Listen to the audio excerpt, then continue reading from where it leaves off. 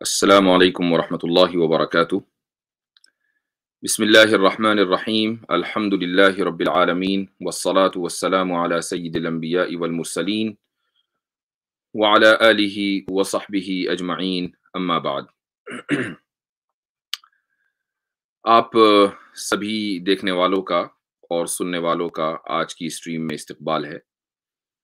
आज की इंशाअल्लाह स्ट्रीम बहुत ज़बरदस्त होने वाली है। इंशाअल्लाह कुछ ही देर में हमारे साथ माया नाज नामवर डिबेटर डैनियल हकीकतजू साहब जुड़ेंगे। आज की स्ट्रीम इंशाअल्लाह उर्दू और इंग्लिश मिक्स्ड होगी। उसकी वजह यह है कि हमारे नाजरीन दोनों तरह के हैं। कुछ लोग वो हैं जो खालिस उर्दू बोलते हैं, कुछ लोग वो हैं जो दोनों बोल सकते हैं।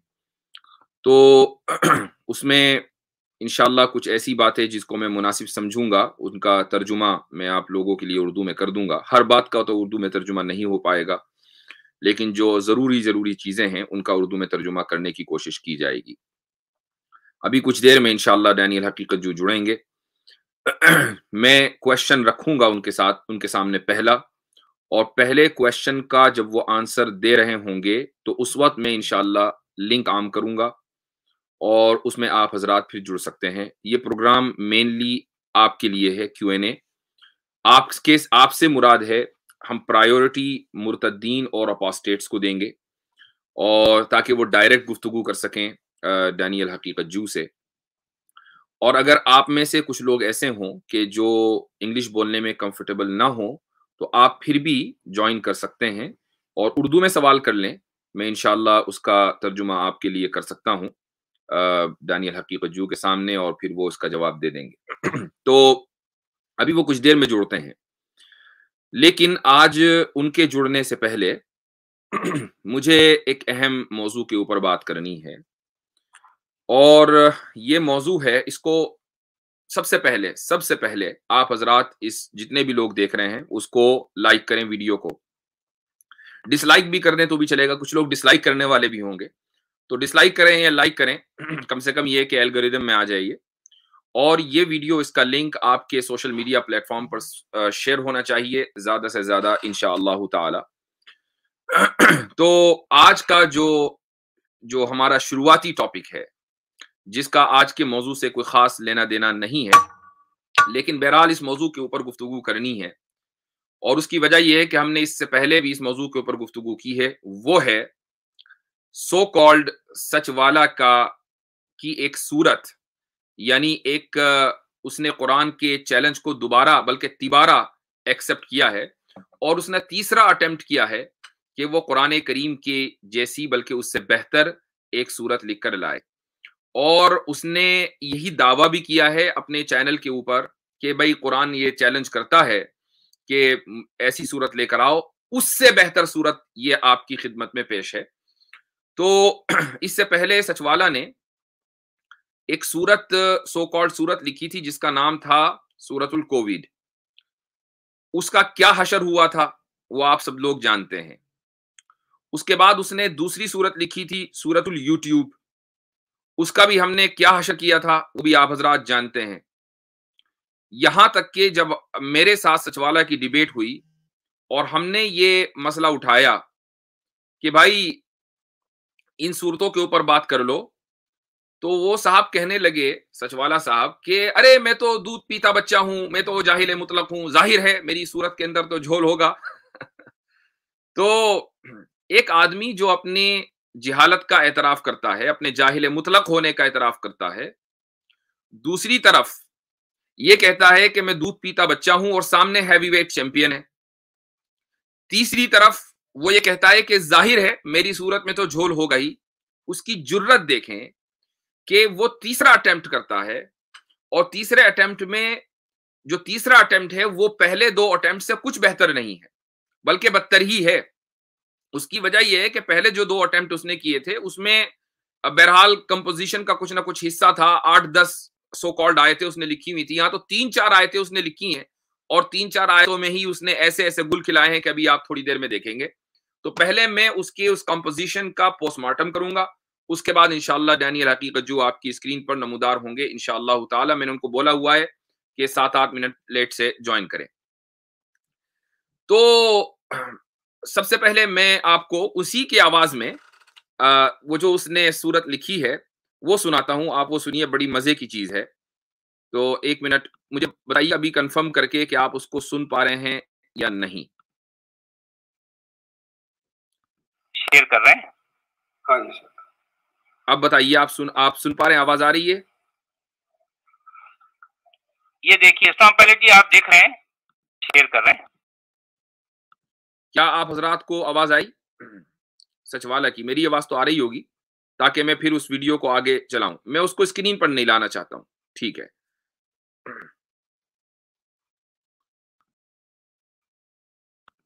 ہاں جی سر.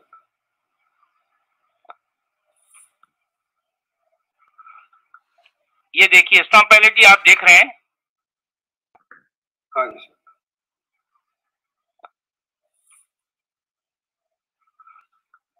یہ دیکھیے اسلام پہلے جی آپ دیکھ رہے ہیں؟ جی جی. سورۃ العقل ہندیۃ وہی 3 آیات. بسم العقل الوعی النور اذا جاء النور العقل والوعی رأيت الناس يخرجون من دين العرب أفواجا فركز على نور عقلك واسترشده إنه كان رشادا. اس کا مطلب یہ ہے جب آ گئی عقل کی روشنی اور فہم آ گئی, تم نے دیکھ لیا کہ لوگ اس عربی کلٹ سے باہر نکل رہے ہیں جوق در جوق. بس تم دھیان رکھو عقل کے اجالے پر اور اسی سے راست روی طلب کرو, بے شک وہی ہے درست راستہ دکھانے والا. یہاں پر آپ حضرات غور کریں کہ جب اس نے اپنی سورت کا ترجمہ ختم کیا تو جو چیلے چپاڑے بیٹھے ہوئے تھے ان کا ریئیکشن ذرا نوٹ کرنے کا ہے. کیا خیال ہے؟ جی واہ کیا بات ہے. سچ والا جی اس کا مودودی صاحب کا ترجمہ دیجیے. کہہ رہے واہ کیا بات ہے. اصل میں ہوتا یہ کہ جب استاذ خود ہی یہ کہہ دے کہ میں جاہل مطلق ہوں تو اس کے جو چیلے چپاٹے ہوں گے اور اس کے جو اسٹوڈنٹس ہوں گے ان کا کیا حال ہوگا, تو اس سے اندازہ لگایا جا سکتا ہے. برادر Daniel I know you have joined, please give me a few minutes انشاءاللہ. تو اب اس کی میں صورت جو ہے آپ کے سامنے اسکرین پر لانے والا ہوں تاکہ اس کا آسانی کے ساتھ پوسٹ مارٹم ہو سکے. Just a second.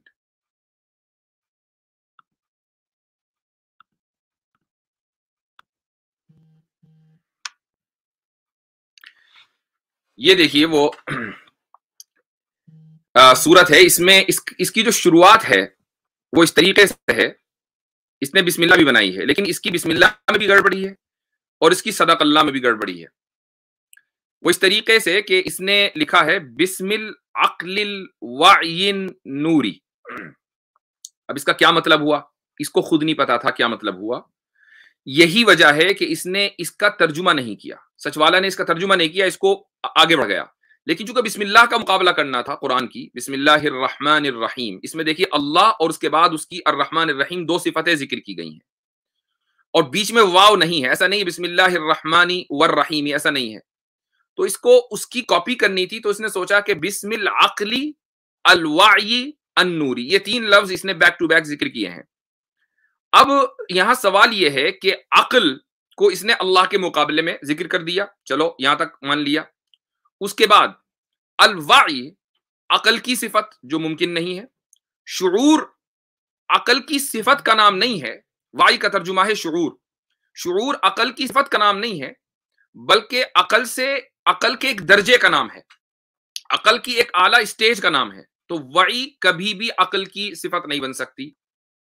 اس کے بعد النور, النور کو اس نے عقل کی دوسری صفت قرار دیا ہے, دوسرا ایڈجیکٹو قرار دیا, جبکہ نور بھی ایڈجیکٹو نہیں بن سکتا. اور خود اس بات کا اس شخص کو اعتراف ہے. وہ اعتراف اس طریقے سے ہے کہ جب اس نے اپنی سو کالڈ سورت کی پہلی آیت ذکر کی تو اس میں نور کو اس نے بطور صفت کے ذکر نہیں کیا, بطور ایڈجیکٹو کے ذکر نہیں کیا, بلکہ بطور ریگولر ناؤن کے ذکر کیا ہے. تو اس نے اپنی بسم اللہ کا خود ترجمہ نہیں کیا, چونکہ اس کو پتا تھا کہ میں جو بھی ترجمہ کروں گا وہ غلط ہوگا. اس نے بس بسم اللہ عقل الوعی نور کہا اور آگے بڑھ گیا. اس کے بعد آگے جو اس کی پہلی آیت ہے اذا جاء نور العقل والوعی، تو بھائی اس میں جو سب سے بڑی پرابلم ہے وہ یہ ہے کہ یہ کاپی ہے اذا جاء نصر اللہ والفتح کی، لیکن یہ یاد رکھنا چاہیے کہ جب سورہ نصر نازل ہوئی رسول اللہ صلی اللہ علیہ وسلم پر تو فتح مکہ بھی ہو چکا تھا، اللہ کی مدد بھی آ چکی تھی، لوگ آلریڈی جوک در جوک دین میں داخل ہو رہے تھے. لیکن فتح مکہ سے پہلے یا رسول اللہ صلی اللہ علیہ وسلم سے پہلے ایک عرصہ ایسا گزرا کہ انسانیت کے پاس اللہ تعالیٰ کی مدد نہیں آئی تھی، اللہ تعالیٰ نے اپنی مدد روکی ہوئی تھی چونکہ کوئی نبی نہیں تھا، کوئی فتح نہیں تھی.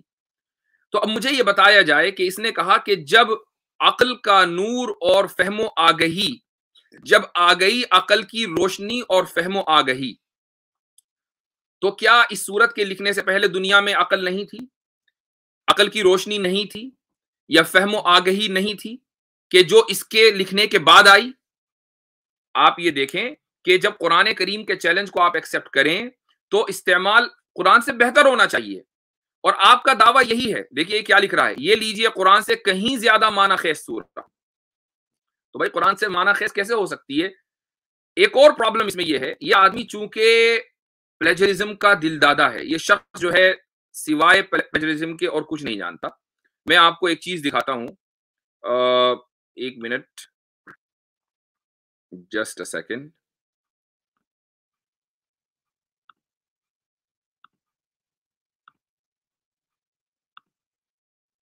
یہ دیکھیے، یہ جو اس نے لفظ استعمال کیے ہیں وعی نور، یہ الوعی نور ان کے نام سے باقاعدہ فیس بک پیج ہے، یہ وہیں سے اٹھا کر لاتا ہے ادھر ادھر سے اور یہ اپنی صورتیں بنا دیتا ہے. یہ شخص سوائے پلیجرزم کے اور دوسرا کوئی کام کر نہیں سکتا، اس کے اندر اتنی بھی صلاحیت نہیں ہے کہ یہ شخص پلیجرزم بھی صحیح سے کر لے.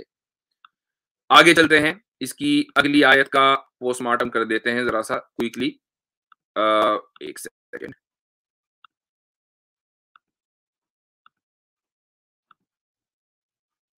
یہ آ گئی آپ کی اسکرین پر. جی آگے اس نے لکھا ہے نور العقل والوعی، کہ جب آ گئی عقل کی روشنی اور فہم و آگہی. کیا عقل اور شعور الگ الگ چیزیں ہیں؟ شعور دراصل عقل کے اعلیٰ درجے کا نام ہے. جب عقل کے ساتھ علم ہو اسی کو شعور کہا جاتا ہے. لیکن اس نے اس آیت میں، اس جملے میں، آیت تو نہیں کہوں گا، اس جملے میں نور العقل اور وعی کو اس طرح لکھا ہے گویا کہ عقل الگ چیز ہو اور وعی الگ چیز ہو، یعنی فہم و آگہی الگ ہو، جبکہ دونوں ایک ہی چیز ہیں. صرف اتنا فرق ہے کہ وعی یعنی شعور اور آگہی عقل کے اعلیٰ درجے کا نام ہے، دو الگ الگ اینٹیٹی نہیں ہے.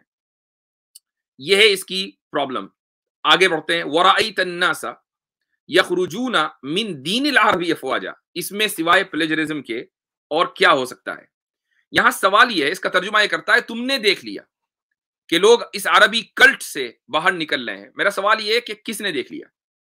بھائی قرآن میں وَرَأَيْتَ النَّاسَ يَدْخُلُونَ فِي دِينِ اللَّهِ أَفْوَاجًا ہے، اور ہمارا یہ نہ صرف ایک عقیدہ بلکہ دعویٰ ہے، اور اس کو ہم ثابت کرتے ہیں کہ رأیتا میں جس شخص کو مخاطب کیا جا رہا ہے، جس کو ایڈریس کیا جا رہا ہے، وہ کون ہے؟ وہ رسول اللہ صلی اللہ علیہ وسلم ہے. اللہ تعالیٰ ان کو ایڈریس کر رہا ہے، اور اسی لیے رأیتا جو ہے وہ سنگولر، سیکنڈ پرسن سنگولر ہے، یعنی صیغہ مخاطب ہے واحد مذکر. یہاں سوال یہ کہ سچ والا نے جو یہ صورت گڑھی ہے تو رأیتا کا مخاطب کون ہے؟ کس کو ایڈریس کیا جا رہا ہے؟ اپنے آپ کو ایڈریس کر رہا ہے، تو اس کا مطلب یہ ہے کہ ایڈریس کرنے والا کوئی اور ہے. تو وہ کوئی اور کون ہے؟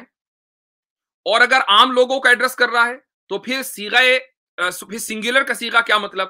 پھر تو جمع کا صیغہ ہونا چاہیے تھا نا، وَرَأَيْتُمْ ہونا چاہیے تھا نا، کہ تم سب لوگوں نے دیکھ لیا. وَرَأَيْتَ کیوں ہے؟ ٹھیک. اس کے بعد آپ یہ دیکھیں وَرَأَيْتَ النَّاسَ يَدْخُلُونَ فِي دِينِ اللَّهِ کو وَرَأَيْتَ النَّاسَ، وَرَأَيْتَ جو کا تو رکھا، الناس جو کا تو رکھا، يَدْخُلُونَ کو يَخْرُجُونَ سے بدل دیا، اور فی دین اللہ کو من دین العرب کر دیا، باقی جو کا تو ہے. اس کو پلیجرزم نہیں کہا جائے گا تو کیا کہا جائے گا؟ ایک اور سوال یہاں پر یہ ہوتا ہے کہ آپ نے چلو لوگوں کو بشارت دے دی کہ ایک عربی کلٹ سے لوگ فوج در فوج نکل رہے ہیں، لیکن نکل کر داخل کہاں ہو رہے ہیں؟ کسی جگہ سے نکلنا کمال نہیں ہے.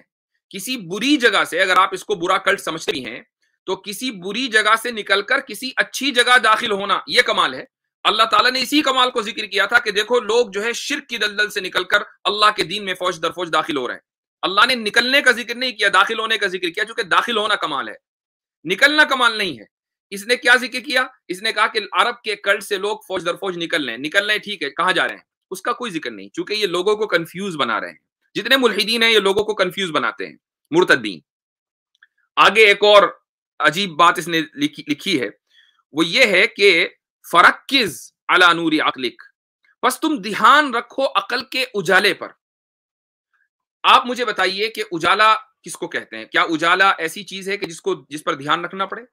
جب سورج کی روشنی نکلتی ہے، سورج کا اجالا ہوتا ہے، تو کیا آپ دھیان سے دیکھتے ہیں تب جا کر وہ اجالا آپ کو نظر آتا ہے، یا آپ آنکھیں کھولتے ہیں اور وہ اجالا آپ کے سامنے موجود ہوتا ہے؟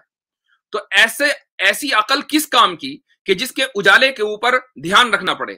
ایسی عقل کس کام کی کہ جس کا اجالا اسی وقت نظر آئے جب آپ اس کا دھیان رکھیں ورنہ نظر نہ آئے؟ یہ ہے اس کی صورت کے اندر جھول. اور جب ہم کہتے ہیں جھول تو مانتا ہے جھول ہے. اس کے بعد آگے کہتا ہے وَاسْتَرْشِدْهُ، اور اسی سے راست روی طلب کرو، اِنَّهُ كَانَ رَشَّادًا، بے شک وہی ہے راستہ دکھانے والا.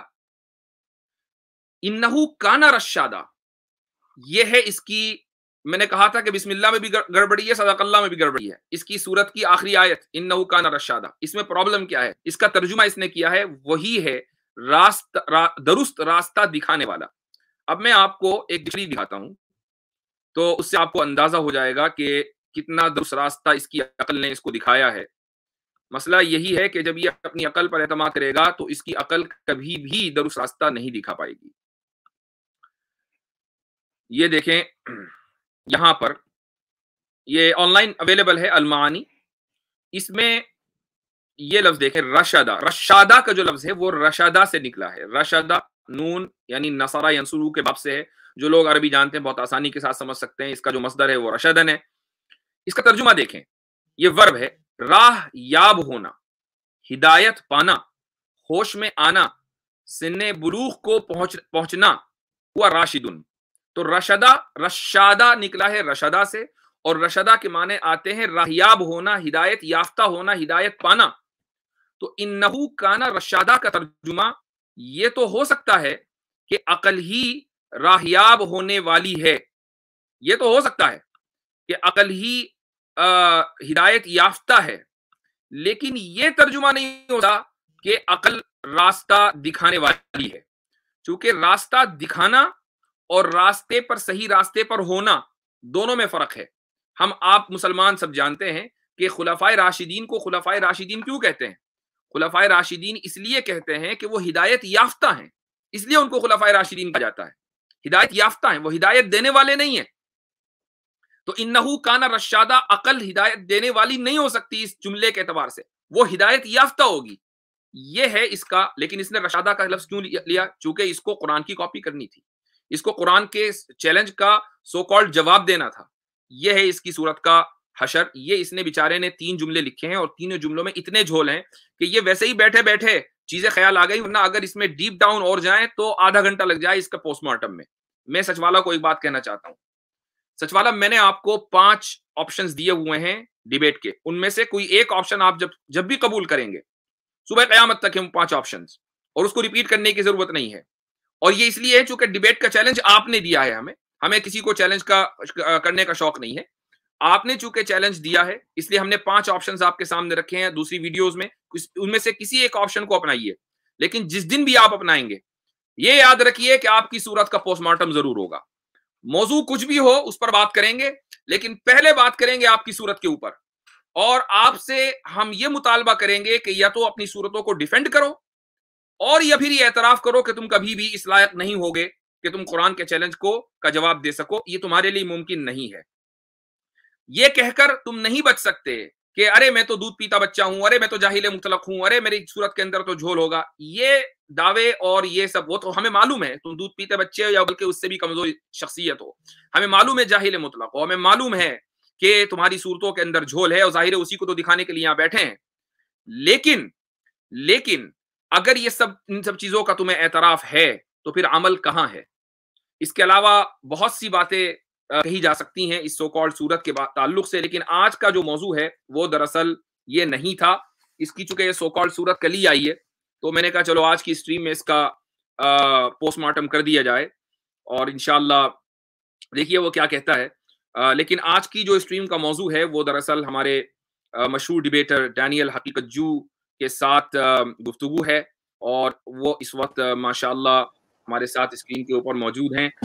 किसी तारुफ के मोहताज नहीं हैं।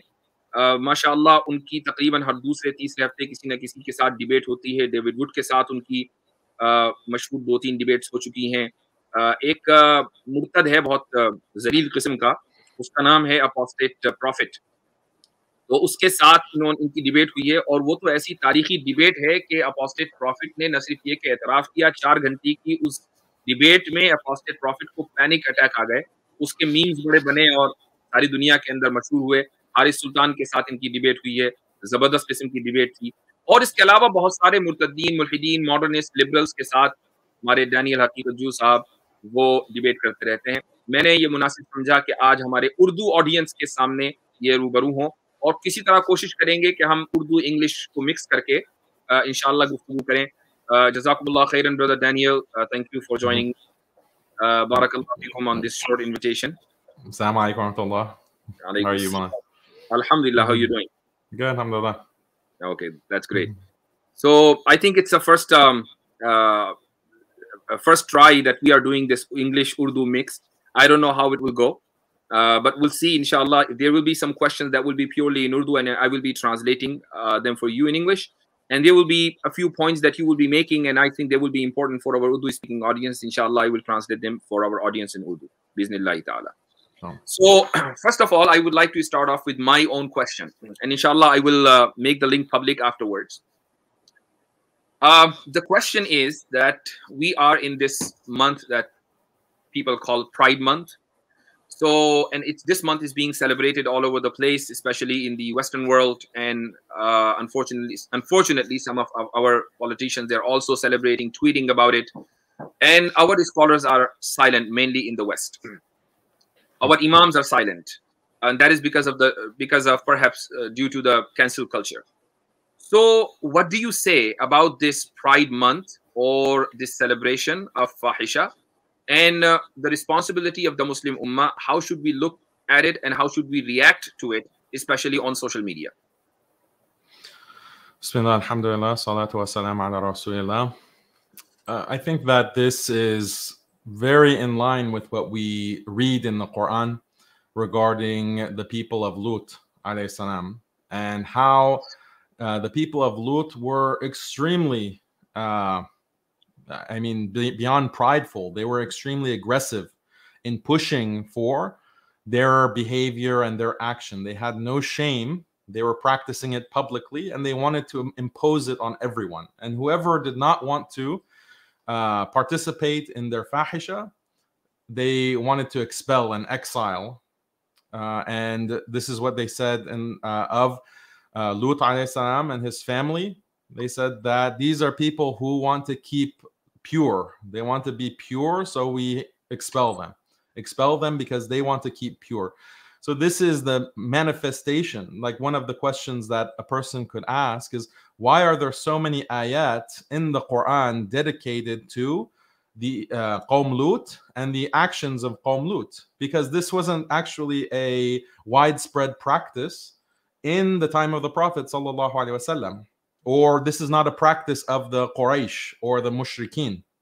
The Quran has so many ayat dedicated to shirk, so many ayat dedicated to stealing from the orphan, or not feeding the hungry, or mistreating the traveler. Many ayat in the Quran are dedicated to this because these were social ills that were found in the time of the Prophet sallallahu alaihi wasallam, done by the mushrikeen and kuffar generally. But this action of Qawm Lut was not found amongst them. So why did Allah reveal so many ayat about this topic? And we can reflect on the wisdom of this, because even though it was not present in that time in that society, we can see the revival in a bad way of Qawm Lut, and of the same attitude, the same kind of israf that is mentioned in the Quran. Israf meaning they're transgressors. They are boldly transgressing and they don't care. This phenomenon, which Allah describes and attributes to Qawm Lut, we see a revival of that in our modern times, and it has nowhere been seen prior to this, other than with the people of Lut, who were those people were destroyed by Allah with the most severe punishment. So we should reflect. This is a miracle. This is a miracle that Allah is telling the Muslims that this same situation is going to arise. This same situation, and the guidance for how to treat this situation is in the Quran. For us to apply it now that this has become a reality with Pride Month and with forcing, and it's only going to become more aggressive. It's only going to be more aggressive because when we read about Qawm Lut, they were banging on the door of the Prophet Lut alayhi salam in order to get to do their fahisha. That's how aggressive they were, that they just wanted to push themselves into people's homes, including the homes of Nabi Lut alayhi salam. So we haven't reached exactly that point, but we're getting very close. We're getting very close to that point. And so how do you respond to this? So we have to look at what Lut alayhi salam did. He had to escape. He had no choice. The malaika came and said that Allah is telling you to escape this situation, to leave in before Fajr. And then this is our approach. This has to be our approach, to leave these people as much as we can and oppose them as much as we can, because this is also what we find from Lut alayhi salam, that he was constantly opposing them, speaking out against them, saying that what your actions are, he says that I hate your actions with the utmost hatred. And this is what we read in the tafsir of these ayats, that he hated their action, he hated them. And so expressing that we hate your actions, we hate this, what you are doing and what you are spreading, this fahisha. And we should be very clear on that. Some people you see wanting to reconcile or wanting to hold hands or wanting to, we have to be, the allies of Qawm Lut. What is this? Where are they getting this from? So-called Islamic teachers or so-called scholars or imams saying we have to ally, we have to, defend their rights, or we have to, as long as they leave us alone, we'll leave them alone. No, that's not the way it works, because you leave them alone. They have been left alone for decades. They become more and more and more aggressive. So there are many ways to oppose them. You speak out, you say, no, this is something unacceptable. This is fahisha. We don't want this in our society. We don't want this to be taught to our children. We don't want this to be normalized. We don't want to see their symbols. We don't want this in our society. And it doesn't matter if you live in a Muslim society, obviously, but even in the non-Muslim society, why not? Why can't we just oppose this and publicly speak out against it? We should. We have to. Jazakumullah khairan. Let me translate that. The khulasa of it.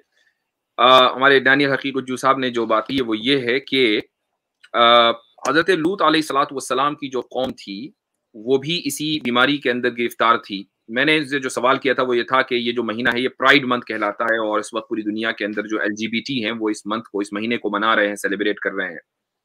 तो ये इस ताल्लुक से हमारा approach क्या होना चाहिए? तो उन्होंने इसका जवाब ये दिया कि कौम लूत जो थी वो भी दरअसल इन्हीं बीमारियों के अंदर गिरफ्तार थी, और उनका जो रवैया था वो, यानी कुरान करीम का ये मौजिज़ा है कि कुरान में बहुत सारी आयतें कौम लूत और उनके अमल के ताल्लुक से हैं, जबकि मुशरिकीन इस बीमारी में मुब्तला नहीं थे। मुशरिकीन दूसरी बीमारियों में मुब्तला थे। मुशरिकीन की उन बीमारियों का एड्रेस किया गया, अहले किताब की बीमारियों को एड्रेस किया गया, लेकिन नबी करीम सल्लल्लाहु अलैहि वसल्लम के आसपास कौम लूत आबाद नहीं थी, और इस तरह के लोग नहीं थे जो इस तरह की बीमारियों के अंदर मुलव्विस हों, मुब्तला हों। इसके बावजूद भी बहुत सारी आयतें कौम लूत के इस अमल की खराबी को बयान करने के लिए आई हैं। ये अल्लाह ताला का मौजिज़ा है, चूंकि अल्लाह ताला की हिकमत है कि उसको पहले से इल्म था कि आगे चलकर इस तरह के हालात होने वाले हैं कि कौम लूत के इस अमल को दोबारा जिंदा किया जाएगा, और लोग जो है वो यानी लोगों के ऊपर थोपा जाएगा ये अमल। इसलिए अल्लाह ताला ने पहले ही इस चीज को क्लियर कर दिया कि ये अमल किस कदर हराम है और खुदा के साथ बगावत है। तो तो ये एक मौजिज़ा है अल्लाह ताला का कुरान करीम में। दूसरी बात इन्होंने ये कही कि जिस तरीके से हज़रत लूत अलैहिस्सलातु वस्सलाम के पास उनकी कौम आई और उनके दरवाज़ों को खटखटाया कि तुम्हारे पास ये मलाइका आए हैं, हमें इनके साथ ये बुरे काम करने हैं तो करने दो। घर में दाखिल हो रहे थे वो हज़रत लूत अलैहिस्सलातु वस्सलाम के। ऐसे ही आज के ये जो लोग हैं जिनको हम LGBT मूवमेंट से जो वाबस्ता लोग कहते हैं, ये हमारे घरों में मुख्तलिफ तरीकों से दाखिल होना चाहते हैं, सोशल मीडिया के ज़रिए या इसी तरीके से मुख्तलिफ पॉलिटिकल कैंपेन्स हैं, उनके ज़रिए ये हमारे घरों में दाखिल होना चाहते हैं, घरों को के दरवाज़ों को खटखटा रहे हैं। ये हालात आ चुके हैं जो हालात दरअसल हज़रत लूत अलैहिस्सलातु वस्सलाम के ऊपर आए थे।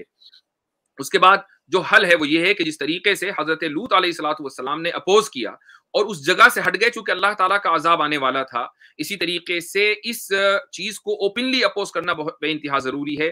जिस तरीके से हज़रत लूत ने नफरत का इजहार किया था, उसी तरीके से आज भी इन लोगों से नफरत का इजहार करना बेइंतहा जरूरी है। ये जो कुछ लोग अलायंस करते हैं, उनके साथ इत्तेहाद करते हैं कि नहीं जी वो भी एक माइनॉरिटी है, हम भी एक माइनॉरिटी है, जहां जहां मुसलमान माइनॉरिटी में रहते हैं वहां उनका नैरेटिव ये होता है कि वो भी एक माइनॉरिटी है, हम भी एक माइनॉरिटी है, लिहाजा एक पॉलिटिकल अलायंस हो सकता है।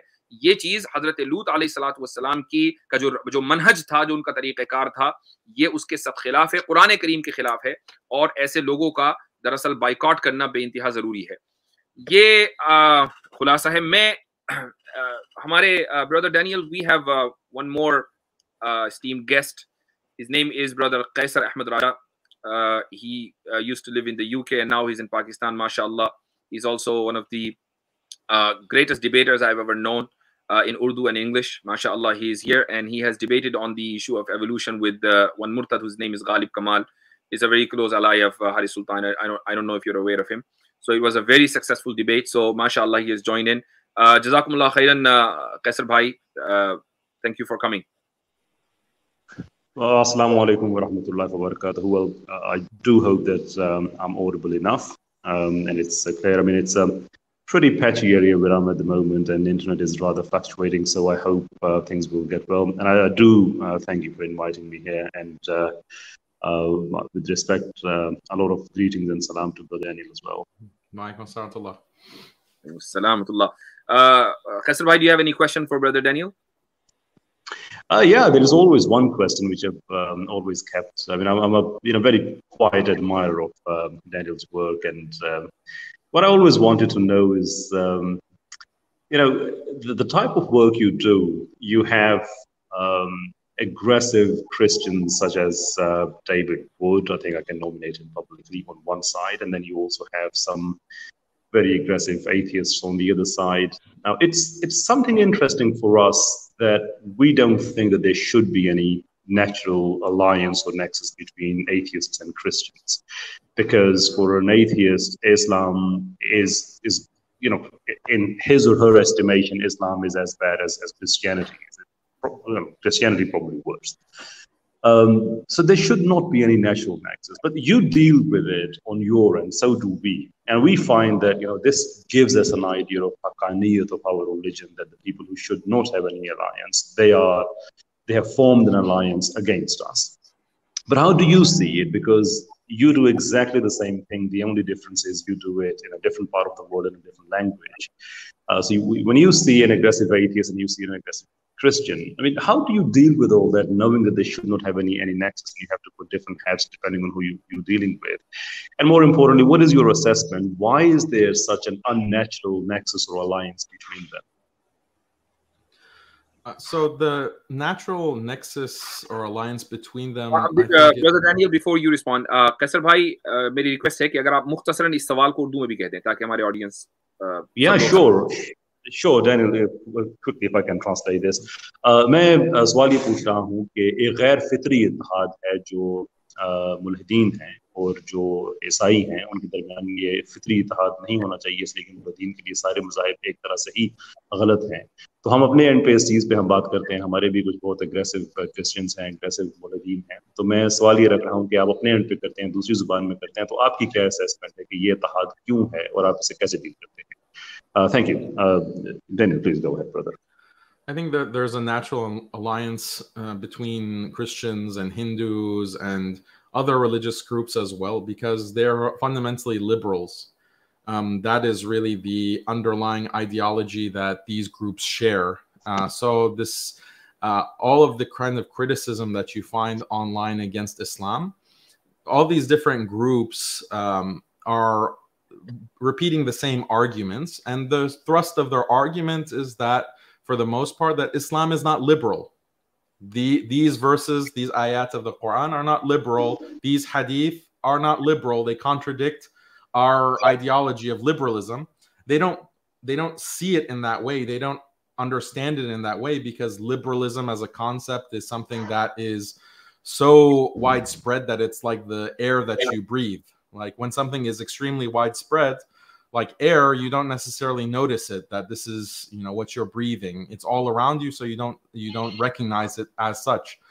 So they are just different flavors of liberal. You have Christian flavored liberalism, Hindu flavored liberalism, Jewish flavored liberalism, Murtad, you know, ex-Muslim flavored liberalism. It's all just the same things packaged in slightly different ways. So it's very easy to deal with them, because they're just repeating the same kinds of arguments over and over again. Everybody has the same question or same objection, which is the age of Aisha radiyallahu anha. That shows that, you know, all of them are on the same page. Yeah, because with their own religions, like they have these, this is what Mufti Yasir does all the time in his debates.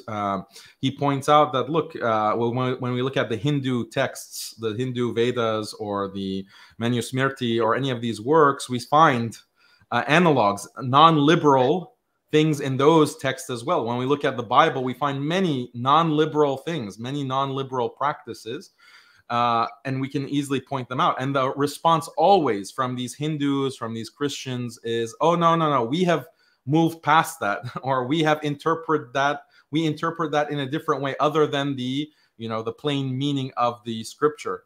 So they have changed their religions, they have modernized their religions, liberalized their religions, secularized their religions, and they're angry and upset that Muslims aren't doing the same thing and becoming, you know, like them.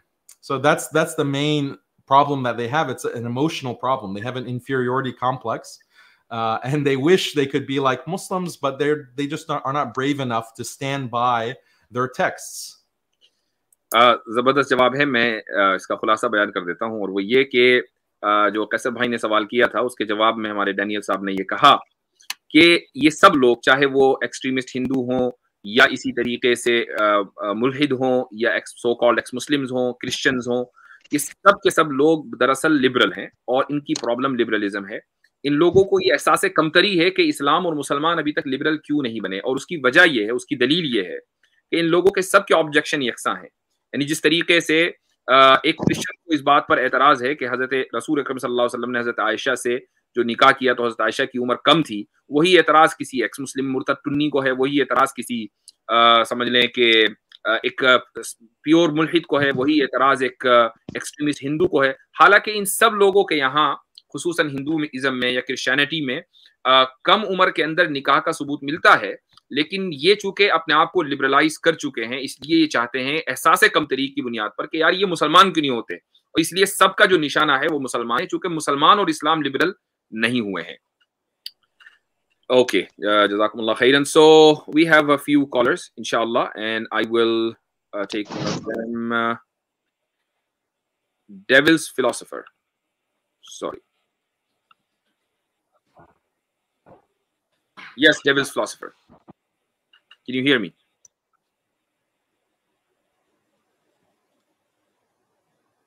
Hello? Yeah. अच्छा अस्सलाम वालेकुम। Clear नहीं है, थोड़ा शोर भी है आपकी तरफ से, तो कोशिश करें जी, गो अहेड। ओके, अच्छा मेरा सवाल डैनियल से तो नहीं है, आज मैं फिर कभी इनकी लाइव स्ट्रीम में पार्टिसिपेट करूंगा। नहीं, आज का जो सवाल था वो ब्रदर डैनियल ही से होना चाहिए। सबसे पहले आप अपना तारुफ कराएंगे कि आप मुसलमान हैं या गैर मुस्लिम हैं? वेल मेरे पास कोई लेटर नहीं है देने के लिए, बट मैं जस्ट आप लोगों से मिलना चाह रहा था, बातचीत करना चाह रहा था। आप लोगों की एक्शन वगैरह देखी थी, बहुत जबरदस्त थी। क्या देखी थी? सॉरी, आवाज क्लियर नहीं आई। क्या देखी थी? लाइव स्ट्रीम वगैरह देखी थी मैंने, तो बहुत उम्दा थी, बहुत जबरदस्त थी। एक्चुअली एडमायर करने का सब जगहों किया जा सकता है, इसमें बहुत बेहतरीन आपके पास आर्गुमेंट्स थे भारत। तो मेरा क्वेश्चन ऐसे तो मैं चाहता हूँ कि आपसे ही हो तो बेहतर है, क्योंकि मैं इंग्लिश प्रिपेयर नहीं करके लेके आया। मैं आपसे क्वेश्चन कर लेता हूँ, अगर आता है तो डेनियल साहब से कर लीजिए। आवाज ही क्लियर नहीं है बिल्कुल, ये नहीं है, बहुत ज्यादा प्रॉब्लम आ रही है, इंटरनेट आपका बहुत स्लो है। I don't know what you are मैं सेइंग। दोबारा कंटिन्यू कर रहा हूँ। आप दोबारा आएंगे? ठीक है, ओके। अच्छा, ए आपका जो डिवाइस है वो नॉट कनेक्टेड बता रहा है, तो प्लीज ज्वाइन अगेन, या अपने डिवाइस को कनेक्ट कीजिए। सागर साहब। Assalamu alaikum to everyone. वालेकुम अस्सलाम व रहमतुल्लाह।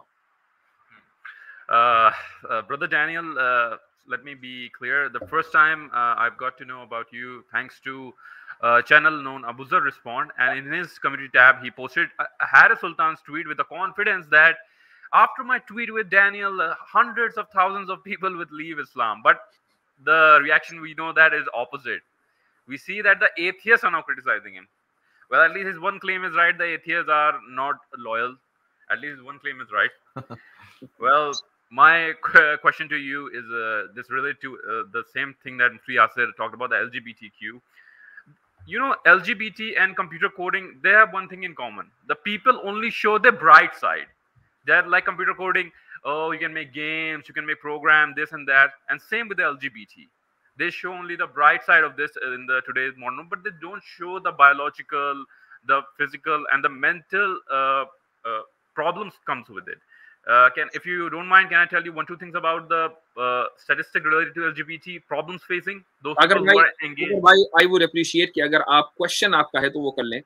I think हम चाहेंगे कि डैनियल ज्यादा से ज्यादा बोलें आज। Yes, actually, my question to you is, Daniel, can you give me any tips related to that? How can we avoid this getting passed to this next generation to stop them from getting into this LGBT stupidity that coming through colleges and in the modern time? Even in India, this is the biggest problem. Not in US, in India is also the biggest problem where I live. Yeah, so I think number one for Muslims is that we have to teach our children the Quran. We have to teach them about Qawm Lut. Just as children are memorizing in madrasa, or they're memorizing in their masajid or at home, the Quran, they're reading these ayats. There's about 80 ayat about Lut alayhi salam and his people. So as they're memorizing, then when they reach a certain appropriate age, then it's good to teach the tafsir of these ayat and the meaning of these ayat and what al-fahisha means, that is attributed to the people of Lut and what they're doing.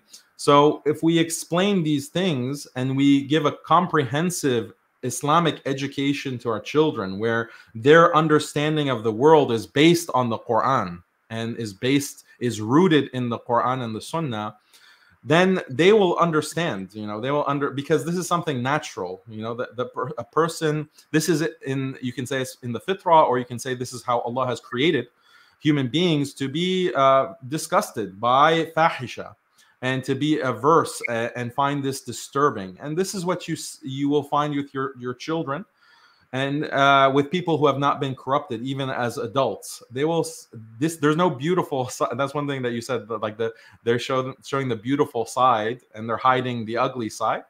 That's a true statement, but then I also wonder, what is the beautiful side?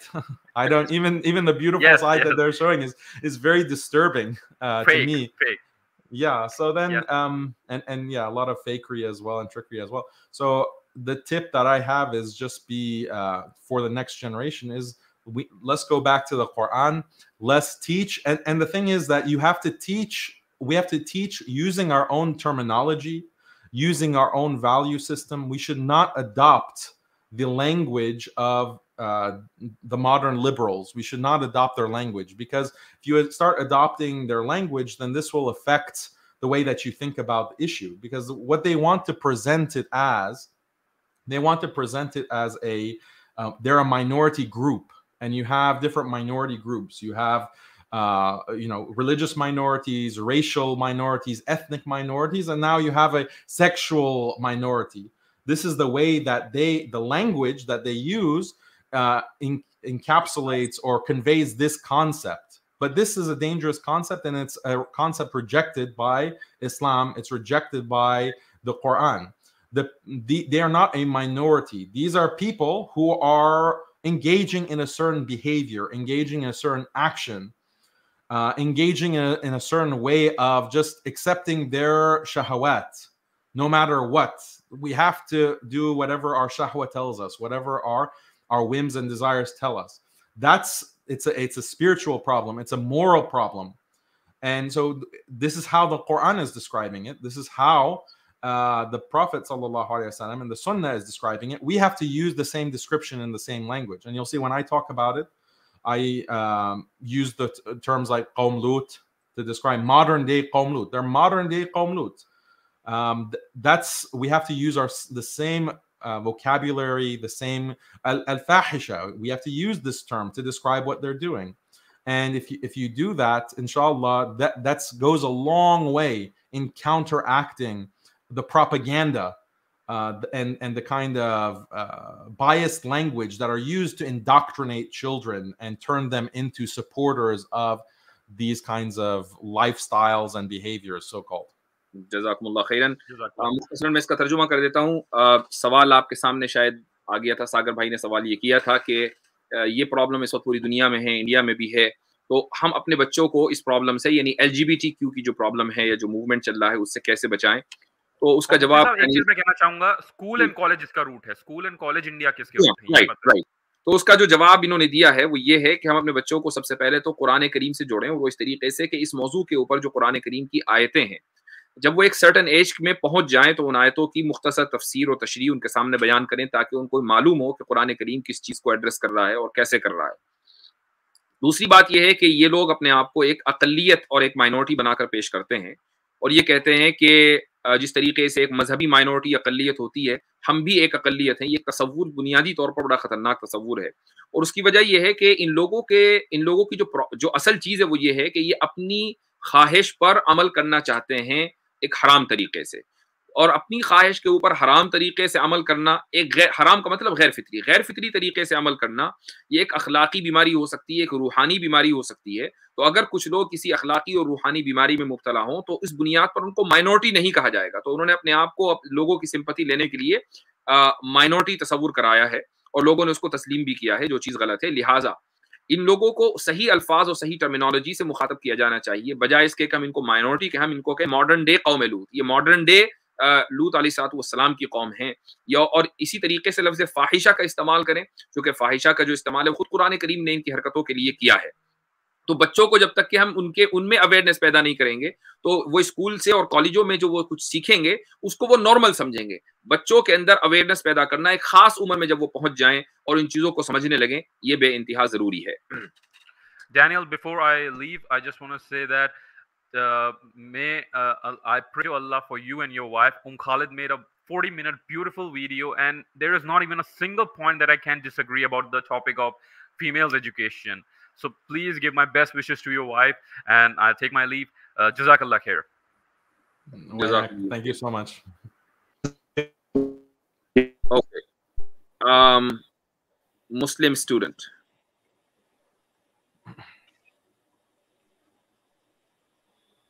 अस्सलाम वालेकुम। वालेकुम अस्सलाम। क्या नाम इनका? Zulqarnain. Okay जी। मैं question English में पूछूं या उर्दू? जिसमें कंफर्टेबल हो। अच्छा, वो सिर्फ ये कहना था कि कालब कमाल ने अपनी प्रेजेंटेशन तो कंप्लीट कर ली, फिर आप वो जवाब देंगे? हाँ, जवाब देंगे। आप इसी तरह के फिलर्स करने के लिए आते हैं, जवाब देंगे, हमने इसका ऐलान किया हुआ है। दूसरा, वो देने हकीकतजो से है, लेकिन वो इर्तिदाद मुतल्लिक नहीं, तो मैं से पूछ लूं? पूछें। जो उन्होंने कहा था कि वुमेन की कॉलेज जाने के ऊपर, तो अगर वुमेन कॉलेज नहीं जाती तो फिर तो वो नौकरी नहीं कर सकेंगी और फिर एक तरह से मेड बन के काम करेंगी। एक मिनट, ये हारिस सुल्तान असली वाले हारिस सुल्तान है, ये नकली वाले कितने? Is it the original ID? तो जरा सा कुछ चेक करके बताए कोई आदमी। Okay. Zulkarnain, can you repeat your question in English, please? Direct to Daniel. Oh, real one hai. Chale, theek hai. My question is that you said that women should not go to in college, but if women will not go to in college, then they will not get education. But in the case their husband dies, they have to work as maid in the houses, because in Asian countries they do not get paid.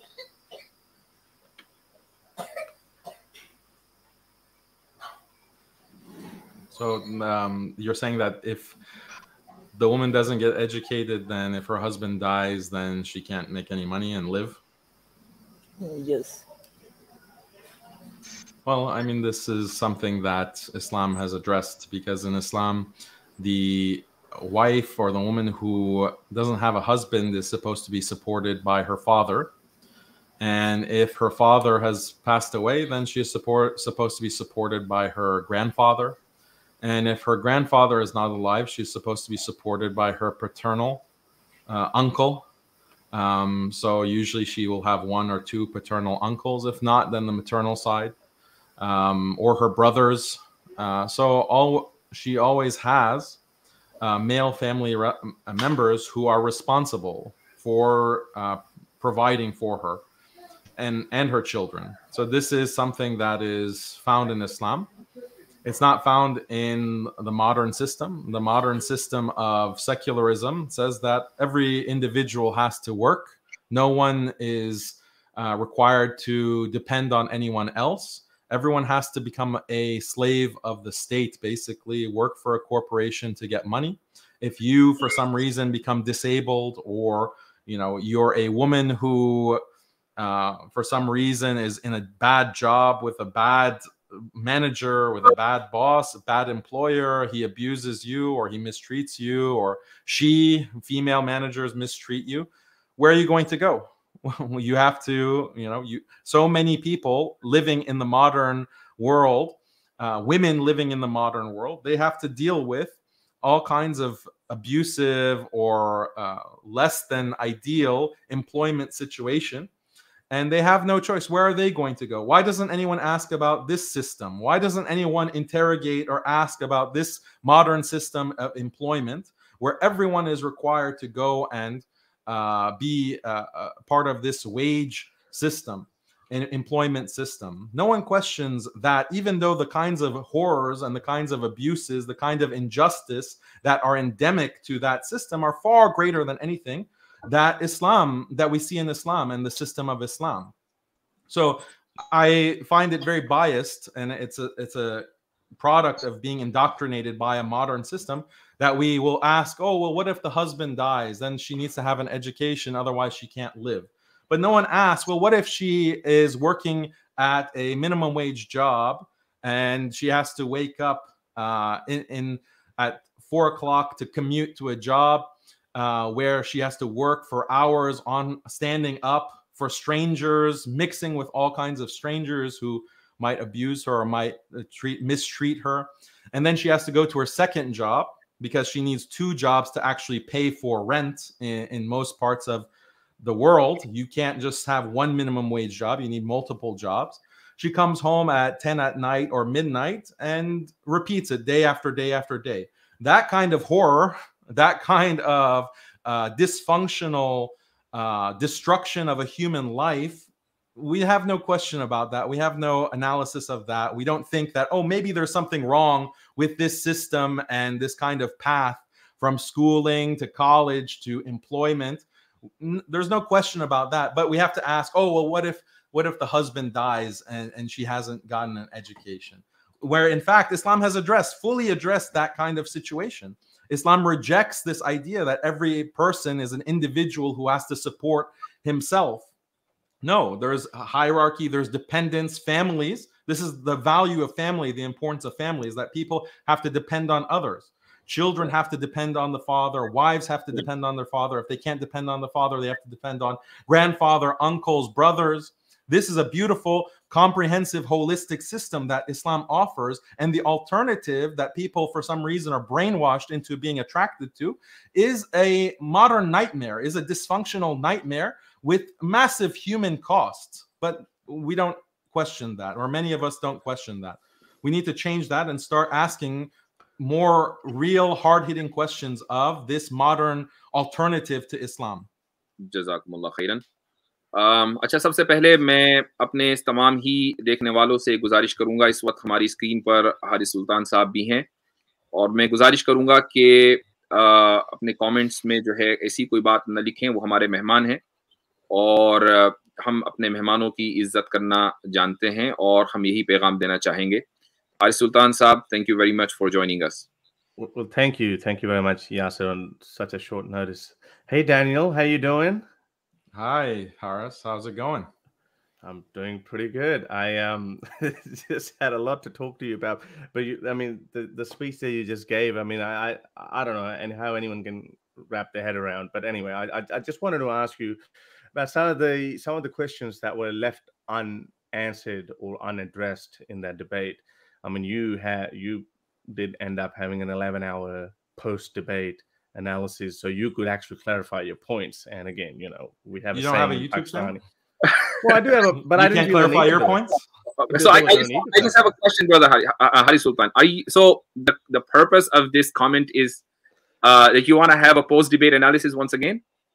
No, there's some other points that I think it would have been better if Daniel had addressed them, because he quoted some points that were just factually incorrect. From the debate?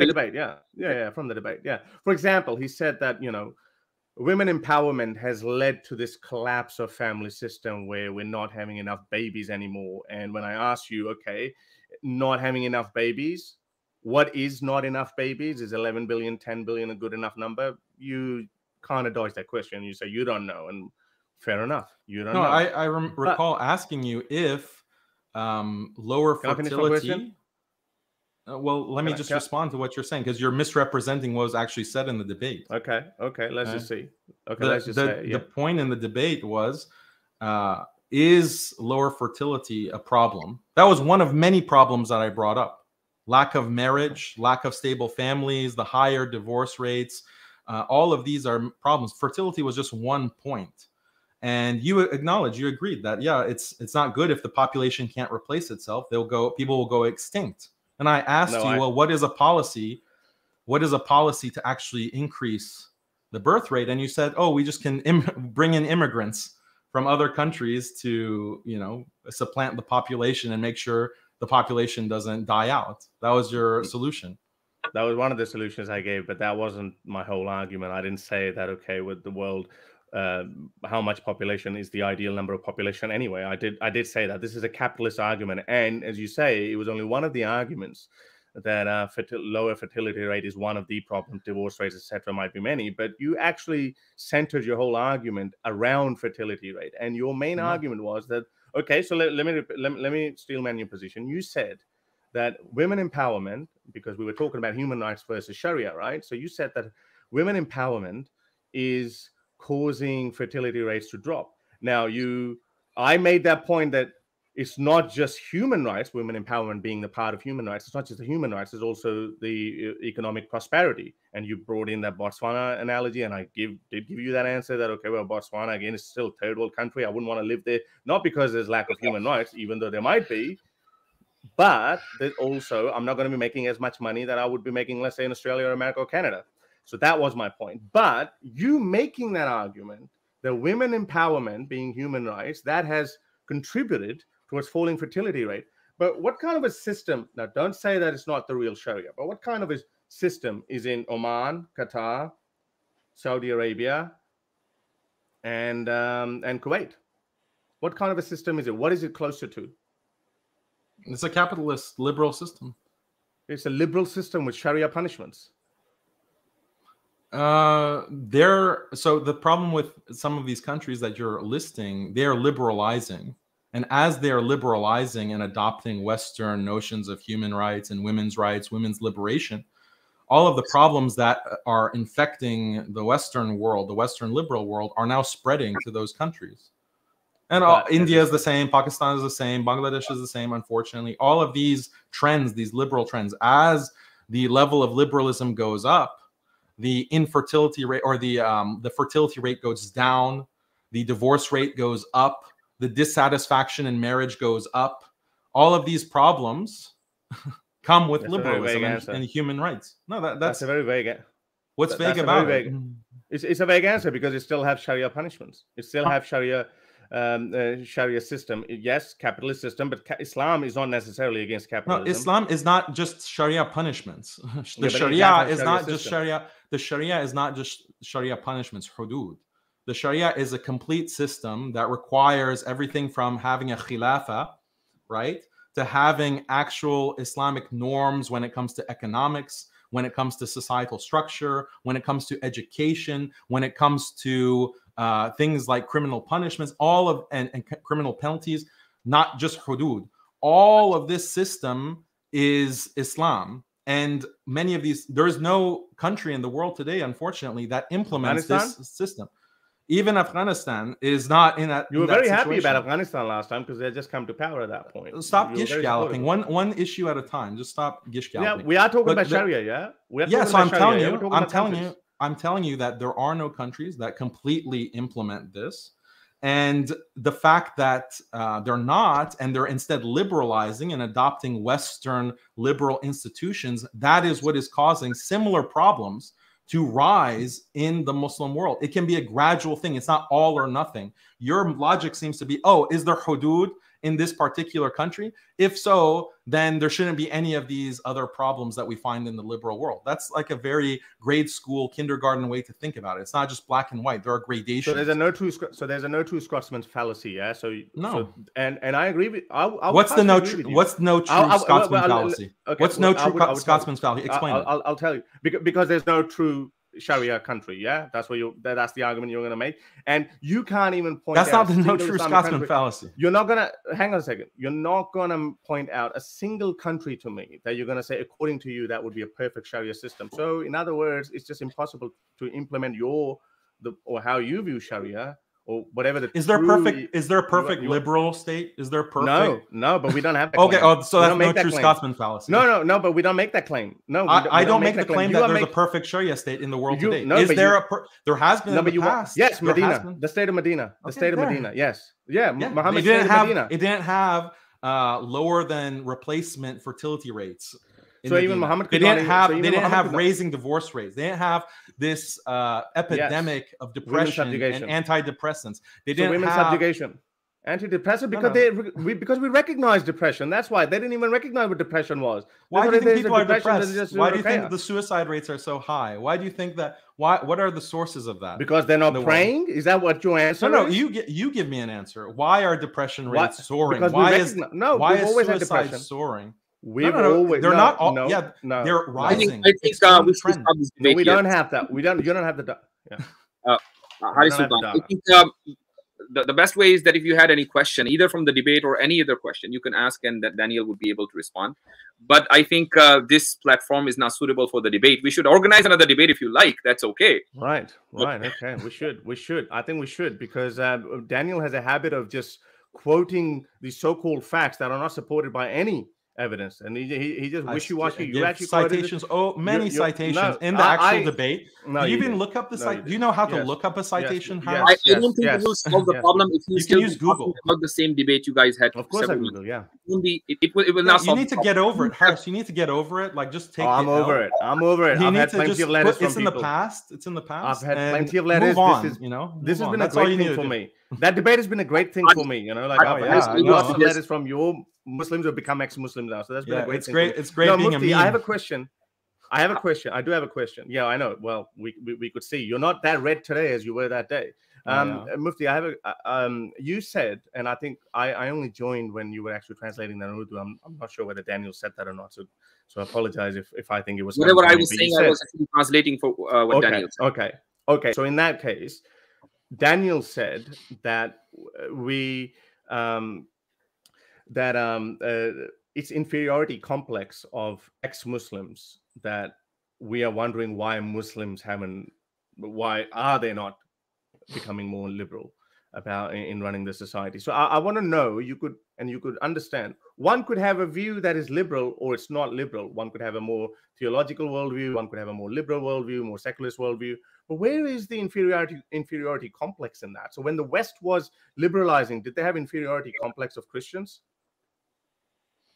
No, you misread the argument. I was talking about Christians and Hindus. The question from Ustad Qaisar was about Christians and Hindus and other religious groups, and why it's so easy to debate them, because they all use the same kind of liberal argumentation. People who are atheists and are proud of liberalism, they're just more open about their liberalism and their secularism. So it's not exactly applicable. But Christians and Hindus who are debating against Islam, they're actually liberals. That's their main ideology. That's what informs their understanding of the world. It's just, they don't, like when I debate someone like David Wood, like he's making liberal arguments. It's not, his view of the world is not based on the Bible. It's based on liberalism. So that's from a inferiority complex. When we make arguments, when I make arguments, or Mufti Yasir makes arguments, it's based on the Quran. It's based on hadith and a genuine understanding of the Quran and Sunnah as it has been taught for 1400 years. But what David Wood says, or some of these Hindus say, is completely separate from what their predecessors, Hindus 100 years ago or 1,000 years ago said, what Christians 100 years ago or 1,000 years ago said. But what me and Mufti Yasir and other Muslims say in these debates or on our YouTube channel or in our dawah generally, we are being consistent with what people have taught, what Muslims have taught for 1400 years. That's the difference. Okay, now finally we agree on something. I would agree with you that Christians and Hindus who actually borrow these liberal arguments, they're not being true to their ideology or to their worldview. But so just to get the record straight, it's not that ex-Muslims or atheists, or just forget about ex-Muslims, but just atheists, because we ex-Muslims happen to be brown. So I see this term being thrown around that, oh, the inferiority complex. So just to get that straight, Daniel hasn't said that atheists or brown ex-Muslim atheists are suffering from inferiority complex of the liberal West. So that's it. Okay, I just wanted to that's a separate point. Like having an inferiority complex because you have a Muslim background and a Muslim culture, and now you've become an atheist. That's a separate issue. I'm not denying that there's inferiority complex there. So there is inferiority complex. Okay, all right. So that means anyone who changes his worldview, that's inferiority complex. Is that what you're saying? No, not anyone. All these caliphs had inferiority complex, so they changed their religion. You're just straw manning. Look, people, you find many. Do you deny this? Do you deny that? People look at what is dominant in the world politically, what is dominant in terms of dunya, and they change their views purely on the basis of the influence of dominance and not an actual intellectual rationalization of those views. How do you know is it possible? Is it possible? You deny that I don't see that. I haven't seen that. You've never seen any. Sorry, can I come in on this one? Not at all. Let me finish my point, Kesa. All the ex-Muslim atheists that I know of, they've had very deep understanding of the theology of Islam, and they look into that, or any religion for that matter, and they look at it and they look at the philosophical argument and they say, well, sorry, it doesn't make any sense. So where's the inferiority complex on that? With you that they have a very deep understanding of Islamic theology. Any atheist I'm sorry to say, in your last debate with Daniel, when you were asked this question, that if you are aware of Islamic fiqh, and you said yes, you have read some pamphlets. So I don't know if that is fiqh is not all Islam. Fiqh is not all Islam. I made the philosophical arguments about it. I made philosophical arguments about God, about the existence of God. That's what I mean by that. So yeah, it's funny because the debate was on Sharia, but yeah, I know that. We talked about that, and you still haven't answered Snail. You just started giving me a nickname of Snailton. Are snails halal, and why are they halal in Shafi and not any other fiqh? Why? That's obviously the debate. Come on, no, but I love it. But I love it how I walked away, and it was pretty good. And then all of a sudden, 11-hour post debate analysis goes by. Daniel, and then then I see all these people claiming, yeah, we won. Okay, sure, if you won, that's fine, keep winning that way. But anyway, I think I just wanted to so get that record straight, that you're not saying that atheists or ex-Muslim atheists have inferiority complex, because they also can. Okay, I'll give you an olive branch. They also can have a realization of the theological aspect and the philosophical arguments, and they say, well, sorry, I'm just not convinced.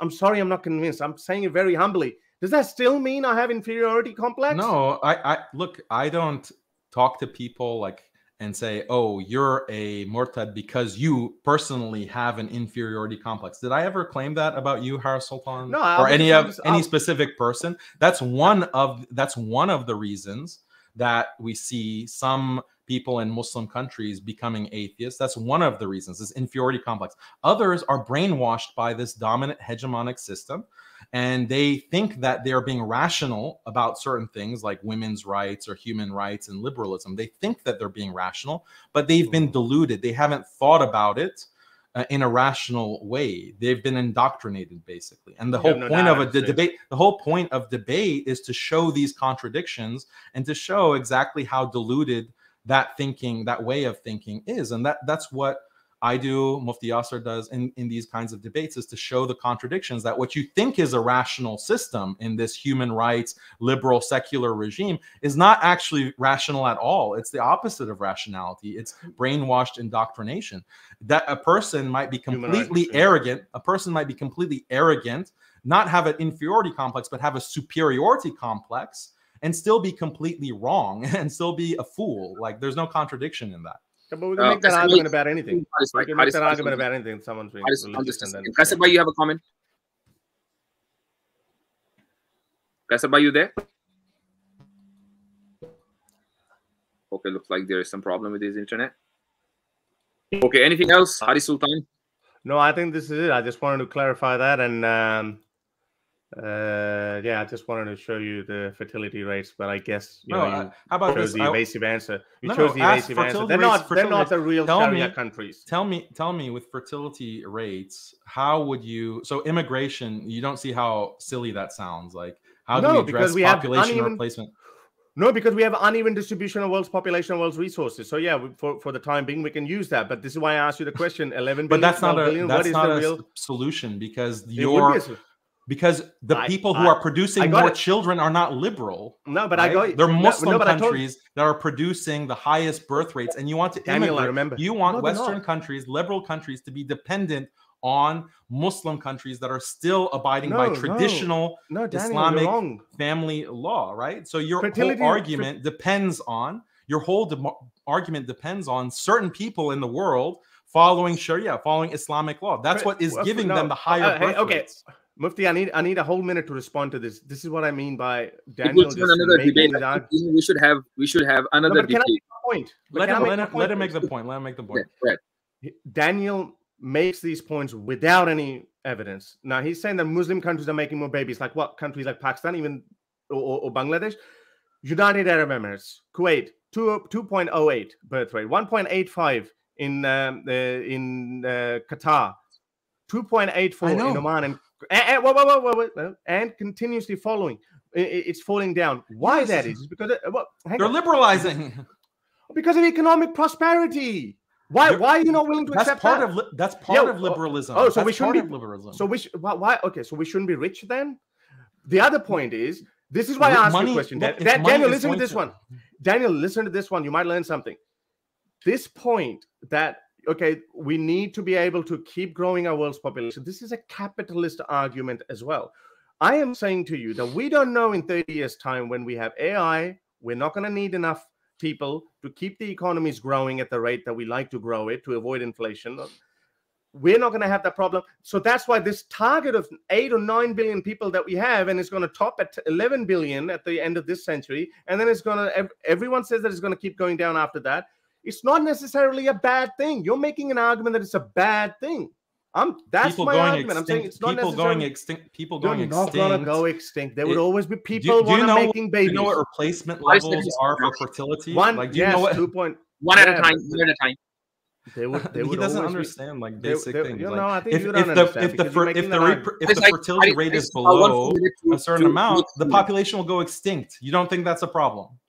It's not a problem right now because that going extinct is not a problem. No, it would. No, it's it not will going to happen. No, it's will not going to happen. No, it's not going to happen. If Japan has had. You don't even understand what the fertility rate No, I do understand. 2.08. Yes, I do understand that. 2.2 is the rate that everyone recommends. So that's what we need in order to keep the population going. Otherwise, you go extinct. But extinction is not a big problem. It's not. No, it's not black and white. It's not going to happen just overnight.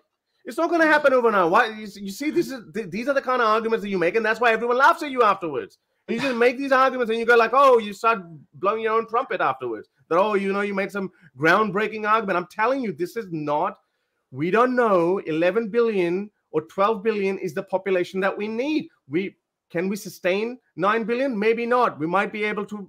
We might be happy with 5 or 6 billion because we don't know the impact AI is going to have on our society. That was the argument. Yeah, I know. The whole hope that you have is there's going to be some kind of like AI revolution, or the other robots, and we're going to have this kind of transhumanist future. That was part of the.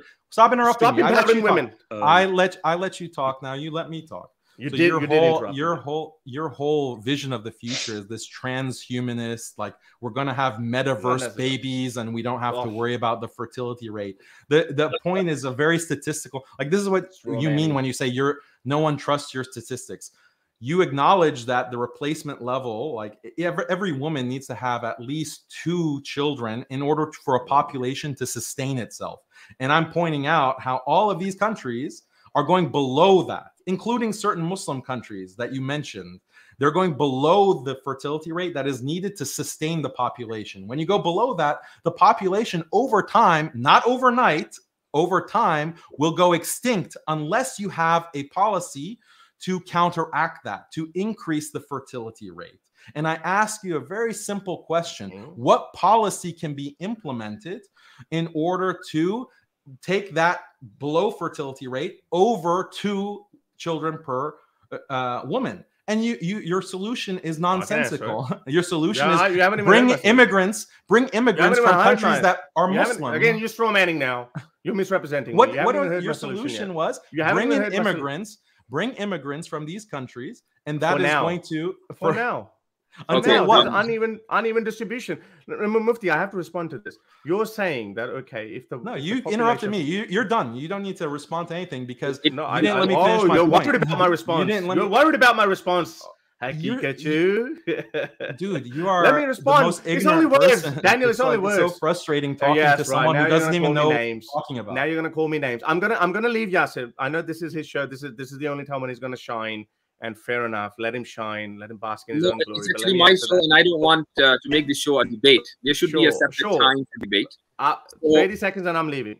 Mufti, I'm leaving. No, in fact, I would request you to wait for Kaisar Bhai's comment. Kaisar Bhai, are you there? I'll forget the point then. No, there is some problem with this. Okay, anyways, make your point and then. Can I ask a question to Haris? Hang on, Amit. Hang on, Amit. Let me. Otherwise, I'll forget the answer. Okay. You're saying that what is the solution overnight? It's not overnight. Over a period of time, yes, it's going to fall. And over a period of time means over generations. Yeah, we're going to have 50, 60 years of generation. 2.2 falls below 1.8. Might go to 1.5. Even if it's 1, then it's going to half over a period of generation. Who is to say by 2080, 2070? States are not going to notice that, and states are not going to take responsibility of that. We don't know that. They have noticed that. Look at what's happening in Japan. There you go. Interrupt straight away. So because you're spewing nonsense. You're no, I'm not spewing nonsense. States will notice that. States are noticing that. Countries like Hungary, look, countries have noticed that. You won, Daniel. This is how you win. Thank you. This is how you win. We know that, Haris. Yes, I know. You're going to have all these crowd who don't even understand what we're talking about, but they're going to be saying, "Yeah, our guy won." They understand. Not willing to listen. The only one who doesn't understand Haris is you. You don't know how the world is going to be in 60 years' time. So you know what? Your solution to that is argument from ignorance. We'll work out. Argument from the future. Logical. You're doing argument from ignorance. No, we don't know what's going to happen in the future. No. Never going to end like argument. In your solution is women empowerment. Take women empowerment away.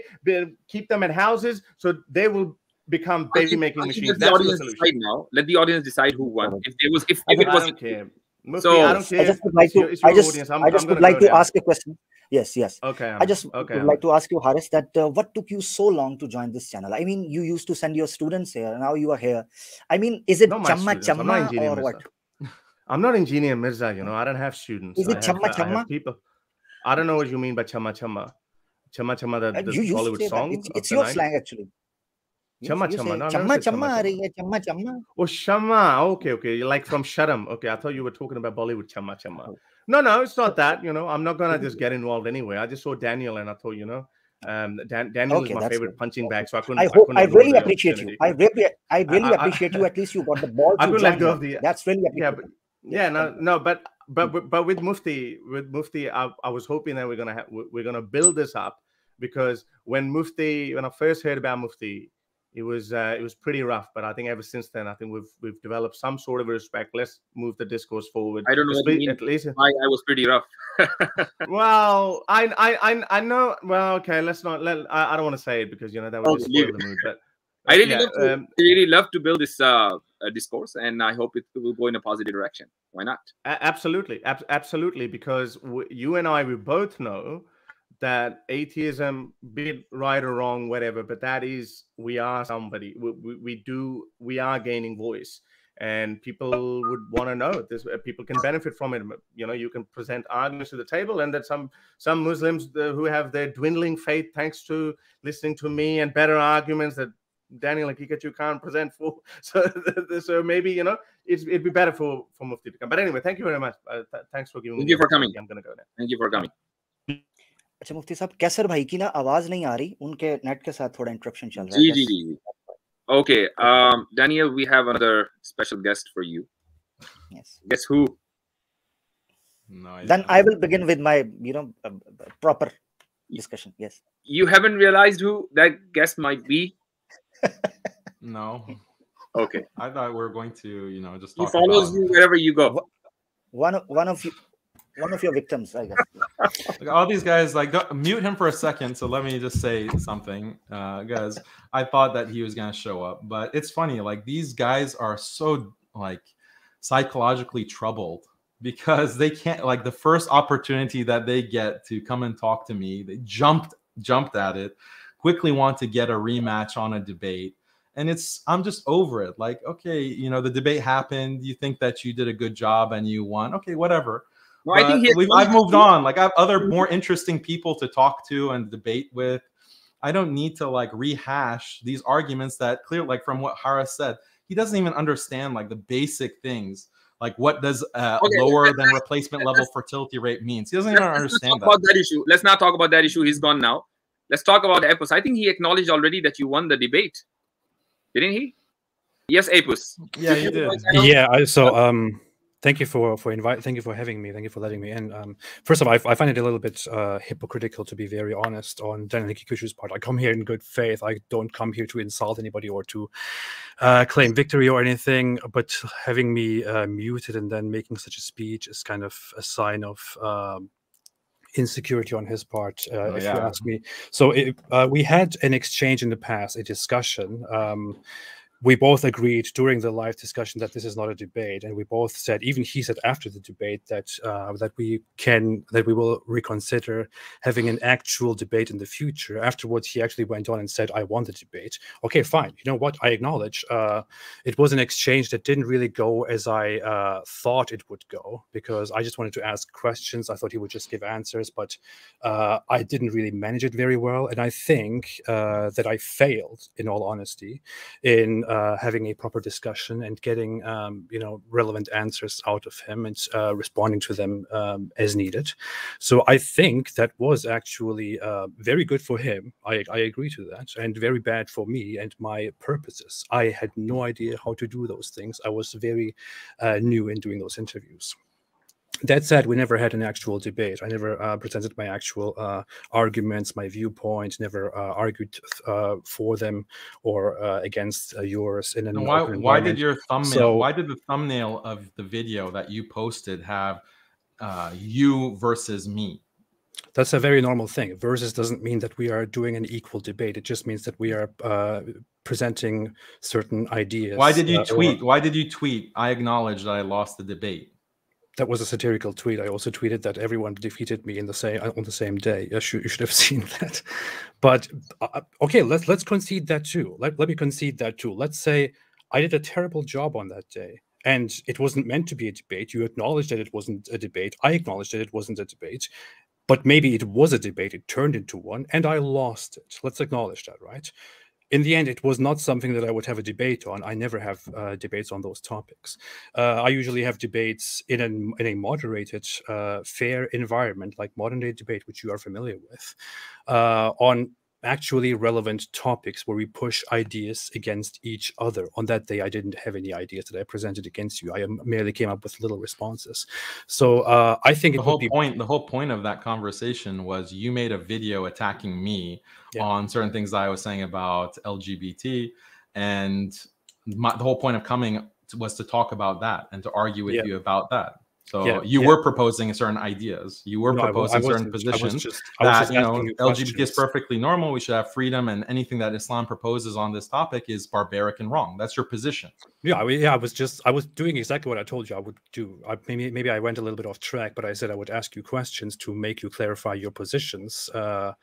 It didn't really go as planned. I acknowledge that. But yeah, so I would say the best thing we could do, and I don't see how that could be interpreted as me being desperate or, you know, trying to redeem myself or whatever it is. You see it that way. I really don't care. I really do not care at all. But the best. Why are you here? Why are you here to ask me what? The best thing to do would be to go on a debate platform like Modern Day Debate and have an actual debate and then see how that will go. What could go wrong if you are so good, if I'm so terrible? We saw everything that you can, we see everything that you're able to produce on your channel and in that conversation that we had. Every point that you make has been responded to 5 times over by Muslims, including myself. So there's not people like Farid Responds, people like Sajid Lipum. They have people like Thought Adventure Podcast, people like Jake the Muslim Metaphysician. All of these Muslims have repeatedly refuted all of the arguments you make. You only have like 2 or 3 arguments. Like you have a science argument, you have a science argument, you have an Islam is not liberal argument, and you have like certain points about free will. You have just 3 basic arguments. All of them have been responded to multiple times over. It's like a waste of time to talk to you. Even now, I'm wasting my time talking to you because your whole career is based on 3 basic points that you just repackage and put on your channel over and over and over again. I'm not interested. I'm not interested in like repeating all of this stuff. Daniel, and on top of that, it seems like you have a great unwillingness to talk to me. I would just like to present some questions here, some arguments, and see how we can actually talk about them. Because you're completely misrepresenting what I have. All your questions have been responded. 3 arguments. I made a video with 60 arguments that are based on science. I have more, dozens of them listed. There are so many things that nobody arguments are all one argument. The 60 arguments are all one argument. That Islam is not scientific. That's the one argument. Okay, Daniel, if you're not interested, let me ask the Mufti questions. I have more respect for him in this sense. He seems more open to having a conversation right now. Let me ask him. This is not a conversation. I didn't realize that this was a conversation with Apus stream. I thought this was questions from Apostates. Ask a question and get lost. You're not ready for Apostates then, I guess. Okay, sure. Apus, if you have a question for Daniel, why don't you ask? I think just coming here and again challenging for the debate is not a good idea.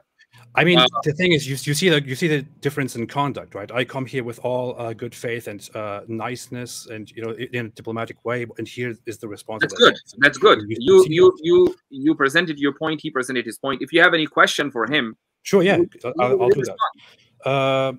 Since he said that I should just present my questions and not discuss, I think it would be nice to just to prove him wrong, to present a few points that I think are of importance. For example. In the Quran, certain names of prophets are listed. Don't give a whole speech. Ask a question. I am asking questions. If you this is not like a platform for you to present your Daniel, don't be scared. Don't be scared. Don't be scared. Calm down. It's okay. I'm just asking questions. Don't be scared.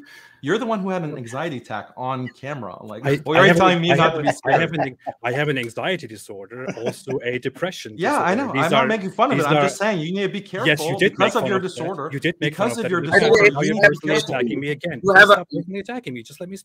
I have a question for you. So you have this anxiety problem, which I'm sorry about it, but did you have it before you became apostate or after you became apostate? Before. I've had it all my life. I've had ADHD, depression, anxiety, and all of that since I was about 12 years old. It has nothing to do with apostatizing. Okay. That's a very bad line of career for someone who has an anxiety disorder. If you have this kind of problem, why are you involved in debate? Should I not do this? Should I not speak my mind because I have mental weaknesses or illnesses that many Muslims also suffer from? Bangladesh is one of the highest countries in terms of depression. Do you think people in Bangladesh should not engage in public discourse and debates? If someone who has an anxiety problem, it's not wise to engage in public debates. Yeah, well, I That's don't really just the respect point. what you consider wise. I don't think you should talk on. I'm not saying respect it. I'm just putting my point out there. Without the respect, you talk about inferiority complex, which is a psychological concept that you don't have any education or any understanding of. I do. I don't think you should use things like an inferiority complex to misplace and falsely describe people like Aristotle or ex-Muslims. An inferiority complex is nothing like what you describe. That said, that's just a side note. If you want to learn psychology, you learn from people who actually study or have studied psychology. Okay, now, coming to Islam. Now, Islam makes many claims. The Prophet Muhammad makes many claims. The Quran makes many claims. Like in the Quran, a prophet is mentioned, like Ilyas, for example. Ilyas is taken from Hebrew, Eliyahu, in English known as Elijah, and stands for "My God is Yahweh." In Christian and Jewish belief and culture, this is very normal because they have many of these theophoric names because their God is named Yahweh. Even if Yahweh, Yod-Ha-Weh-Ha, is not mentioned in the New Testament because they, out of respect for the name, they merely refer to him as God, but they still have the word in their scripture because they have the Old Testament. Every Jew and Christian knows that they believe in this God with that name. Islam doesn't. In Islam, that is not the name, and you guys will not acknowledge that this is his name. How do you exactly solve the problem that your Quran contains several names which refer to Yahweh in an honorific way, like Jesus, Elijah, and many others? Secondly, the Muhammad said in certain hadiths, and I can give you sources to that if you want me to. Wait, are you saying, just to clarify, you're saying that Yahweh is or is not referred to in the Quran? I'm saying Yahweh is not acknowledged, but unknowingly in the Quran referred to by using theophoric names which are adopted from biblical tradition and scripture that refer to him, such as Ilyas, Isa, and certain other names. Why is it assumed that that's referring to Yahweh, or why is that assumed that? What do you think Ilyas is in Hebrew? I don't know. It's Eliyahu. What do you think? Why is that Yahweh? That doesn't sound like Yahweh. That is how Hebrew works. Maybe you need to have a more deeper understanding of how Hebrew works, but that is how. No, I acknowledge that I don't know Hebrew, but I want to know where is this coming from. Just because they have similar letters, if they have similar letters in Hebrew, that means that it's the same word. No, Yahu or Yah is how the God Yahweh, with the reduction of letters, is referred in Hebrew, in the Hebrew language, in biblical history. You will find this reference everywhere in Jewish history. If you open the Bible in the Old Testament or in the Hebrew Bible, you will find the word Yahweh 6,000 times or more, and you will find many honorific theophoric names which contain this name precisely. And Eliyahu literally means "My God is Yahweh." You know, Apis, do you know who was Elia? Was a prophet according to the biblical tradition and according to Islam. Okay, so Ilyas cannot be Elia? What do you mean? Ilyas cannot be Elia. You're saying Ilyas is Yahweh, right? No, I'm saying Ilyas is Ilyas in the Quran is Eliyahu or Elijah. Why not Elia? Who's Elia? You said he was a prophet. You just said it. I'm saying Eliyahu, Elijah. I'm asking about that Elia. Is the same prophet. I'm asking about Elia. Who's Elia? Which Elia are you referring to? That Elia was a prophet. Okay, I thought we were talking about the same person. I thought we were talking about Eliyahu or Elijah, right? That's what we're talking about. You're saying because of Ilyas and Eliyahu, because there are some similarities. So Quran used the word Eliyahu from Hebrew tradition and presented as Ilyas. What I'm saying is that you are aware that there is a personality in the Hebrew tradition and his name is Elia, and Elia was a prophet. You just acknowledged. So why not Ilyas can be Elia? I don't understand what that means. I don't understand what you're asking me. I really don't understand what you're asking me. I'm sorry, but please clarify what you're asking me. Ilyas is according to Ilya is a prophet. Yeah, in biblical culture. I don't know what Ilya is. You just said he was a prophet. In Hebrew, Eliyahu or Elijah according is that who we are talking? According to biblical tradition, Ilya was a prophet who was sent to a place called Ba'labak, which is now situated in Lebanon. So Ilyas, why do you think that Ilyas is actually the Arabic word for Eliyahu and not the Arabic name of Ilya? That is the it is for Ilya, but how does that even matter to the actual discussion? I don't understand what you're pointing at. What does Ilya mean in Hebrew? Ilya is a prophet according from the right? Okay, what do you think it means? What do you think the name means? Ilya is a prophet from the biblical culture. Okay. Right? This is a very strange. Your whole argument, your whole argument is based on Eliyahu, the meaning of Eliyahu, from the biblical culture. Yeah. Which means, what is the meaning of Eliyahu, by the way? My God is Yahweh, or Yahweh is my God is Yahweh. Okay. Eli. So my God is Yahweh. All right. So do you think that a prophet would have this name? My God is Yahweh. Yes. Why not? Okay. So if it is a name, if it is a name of a person, not God, then what's wrong in it? If the Quran mentions the name of that prophet, what's wrong in this? Because according to the Quran, this is a very honorable prophet of Allah who carries a very important name, which honors the name of their God. And this prophet's name, according to the Quran, is in agreement with the Hebrew name, which is my God is Yahweh. So my question here is, do you acknowledge that that the God that you believe in is actually named Yahweh? Is actually named Yahweh? Or do you think this is completely made up? What is the meaning of Yahweh? It is something along the lines of I am who I am, or I am that I am. But in the Bible, it's also said that this is his actual name, and this is how he should be remembered for all eternity. So if someone's name is my God is Allah, do you have a problem with that? I don't know. Okay. So in Hebrew culture, Allah and Yahweh, so Yahweh, Hebrew's Yahweh is Allah in Islamic culture. And a prophet's name is my God is Yahweh. Is that a problem? I think it's a problem to Islam, because Yahweh is not the equivalent of Allah. Well, in Islam, the rule is that you can call Allah however you like, as long as the name is good and suitable to his entity and his being. So, وَلِلَّهِ الْأَسْمَاءُ الْحُسْنَى فَادْعُوهُ بِهَا. It's in the Quran. So Allah subhanahu wa ta'ala does not say in the Quran anywhere that you have to call Allah with this particular name. So in your local language, you can call Allah. You can give him any name that is suitable to his being. So if one's name is my God is Allah, if that's not a problematic thing to you, therefore in biblical culture, if one's name is my God is Yahweh, there shouldn't be problematic to Islam. Well, you're misunderstanding the whole premise here. You're misunderstanding the whole premise here. The issue is not that a certain word is being used. The issue is that the word Yahweh, the name Yahweh, is not just a random name. This is, according to Abrahamic tradition, it was forever known so, the actual unique name of God. The Bible refers to this many times and says, when it refers to the God El or Elohim, which just means deity, the Bible also uses the same word for other gods. It says, your God, your El, your Eloh, his name is Yahweh. For example, in the Shema, which is something that the Jews use regularly, where they say, your God is one.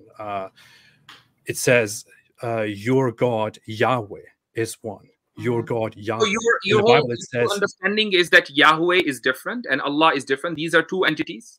Is that your understanding? My understanding is that Islam adopted this God from Abrahamic tradition without knowing that this God's actual name, his specific unique name within Abrahamic tradition, is Yahweh. It is not Allah. It is not just a title. It is an actual name. I am a human in different languages, but my actual name is Ridwan, for example. In Islam, God's name is apparently Allah, or he doesn't have a unique name, I guess. I don't know. But in Hebrew, in the biblical tradition, God's name, so Eloh's name is Yahweh, and this is known unanimously. Hey, Apos, here's a question. Did Abraham know the name Yahweh? Not sure. I think according to the biblical tradition, it is something that was only revealed to Moses and not to the people before him. So I guess going by according to the Bible. So according to the Bible. Brother Daniel, just a second. My question to the Apos: what is the translation of Walillahi al-Asma'ul Husna? The beautiful names of Allah. Yeah. So Allah can have multiple names, right? Sure. Yes, but that's not the point, because that is just something that was the point. That's just something that you give Allah to. Allah's name or God's name is Yahweh. In a different culture, he has a different name. We're talking about one person can have multiple names. We're talking about the culture that societies where one person can have multiple names. No, but the name that we're talking about is not just an attribute that is given to Allah, like in Islam. We're not talking about attributes. Walillahi al-Asma'ul Husna. When the ayah doesn't say Walillahi Sifatul Husna.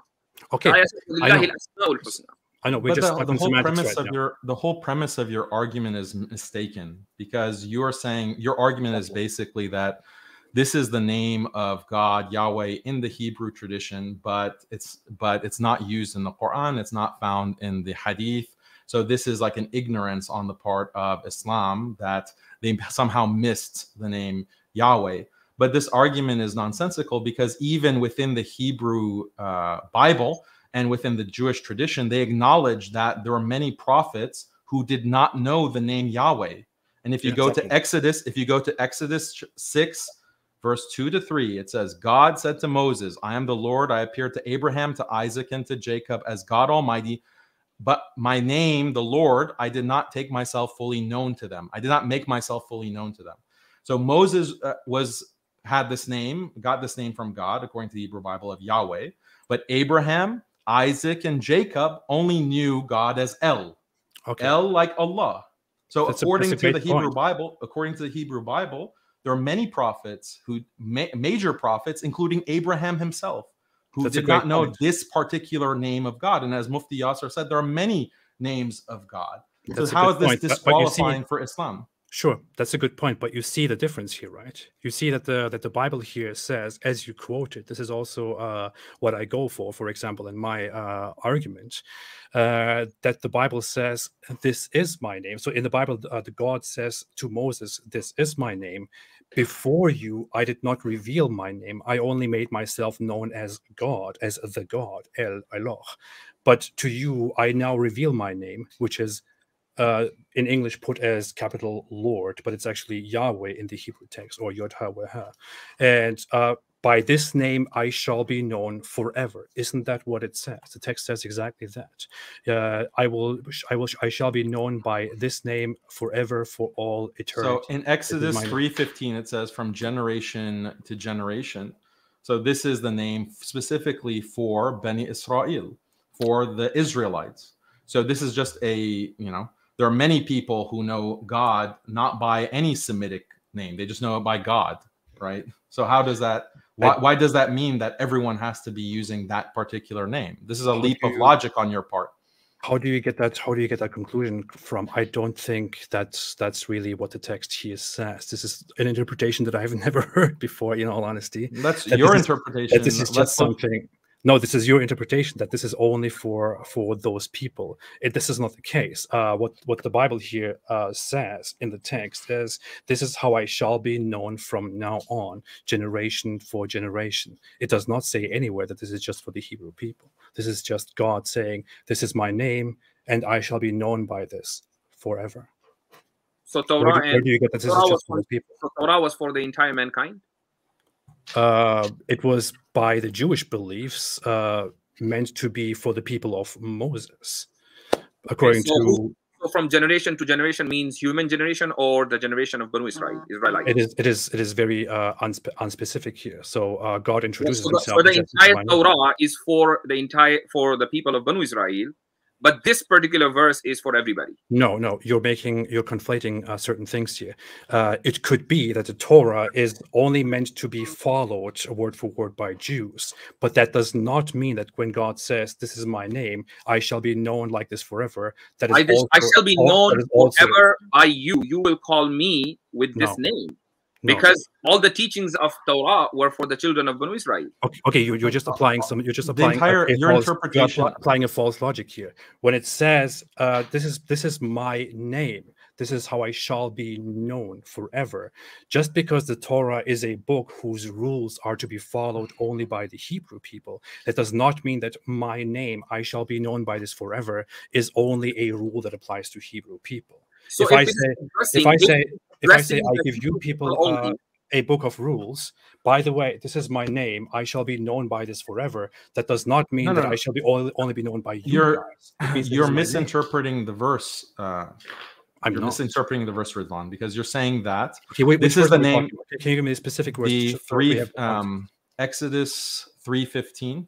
Okay, Exodus 3:15. That's what you're referring to, right? This is my name forever. I shall be known by this forever, right? I think there are two different instances where this story is mentioned. I can look up the other one as well. But yeah, God furthermore said to Moses, "This is how you..." Rizwan, please be quick because there are other people who are waiting in the list. Look, it says, he said to Moses, "This is what you shall say to the sons of Israel. The Lord, the God of your fathers, the God of Abraham, the God of Isaac, and the God of Jacob has sent me to you. This is my name forever, and this is the name for all generations to use to call upon me." So did you miss the first part where it says, "Say to the Israelites"? Does that mean this is just for Israelites? No, it's not. Well, the plain reading of. So let me talk now. Let me talk. Okay, sure. The plain meaning of the plain reading of this verse. God said to Moses, "Say to the Israelites." That's a specific group of people. Mm-hmm. This is my name forever. Now you seem to imply that if a name other than Yahweh is used to refer to God, this contradicts what the verse is saying, right? Yeah. But actual Jews, and throughout Jewish history, they have used the word Yahweh to refer to God, but they also continue to use the word El. They continue to refer. They also use Adonai because they don't use his actual name because there are multiple. Because what they say. Don't interrupt me. But that's a misrepresentation of what it actually El, Yahweh, Adonai. There's other names. I agree. That's not germane to my point. That's not true. It is not, those names are not his name. No Jew believes that those things are actually his name. What's Israel? What does Israel mean? Jews agree. It means struggling with God, resting with God. So El refers to God then? Yeah, in the Torah, El is used by Jews. Used by Jews. Torah, if you let me speak, in the Torah, El is also used for other gods. If you let me speak, you interrupted me. So Israel, Ishmael, okay, Gabriel, they all use the word El to refer to God. So these Jews and Israelites were using the word El to refer to God throughout their history up until the modern day. This verse that you're citing from Exodus is not saying that, okay, you can only use the name Yahweh to refer to me. That is the only name of God that you can use to refer to God. That's not claimed about the verse. But then what's your argument? Okay, may I respond to that now? Go ahead. Go ahead. Okay, please don't interrupt me. I never said that you can only use this name.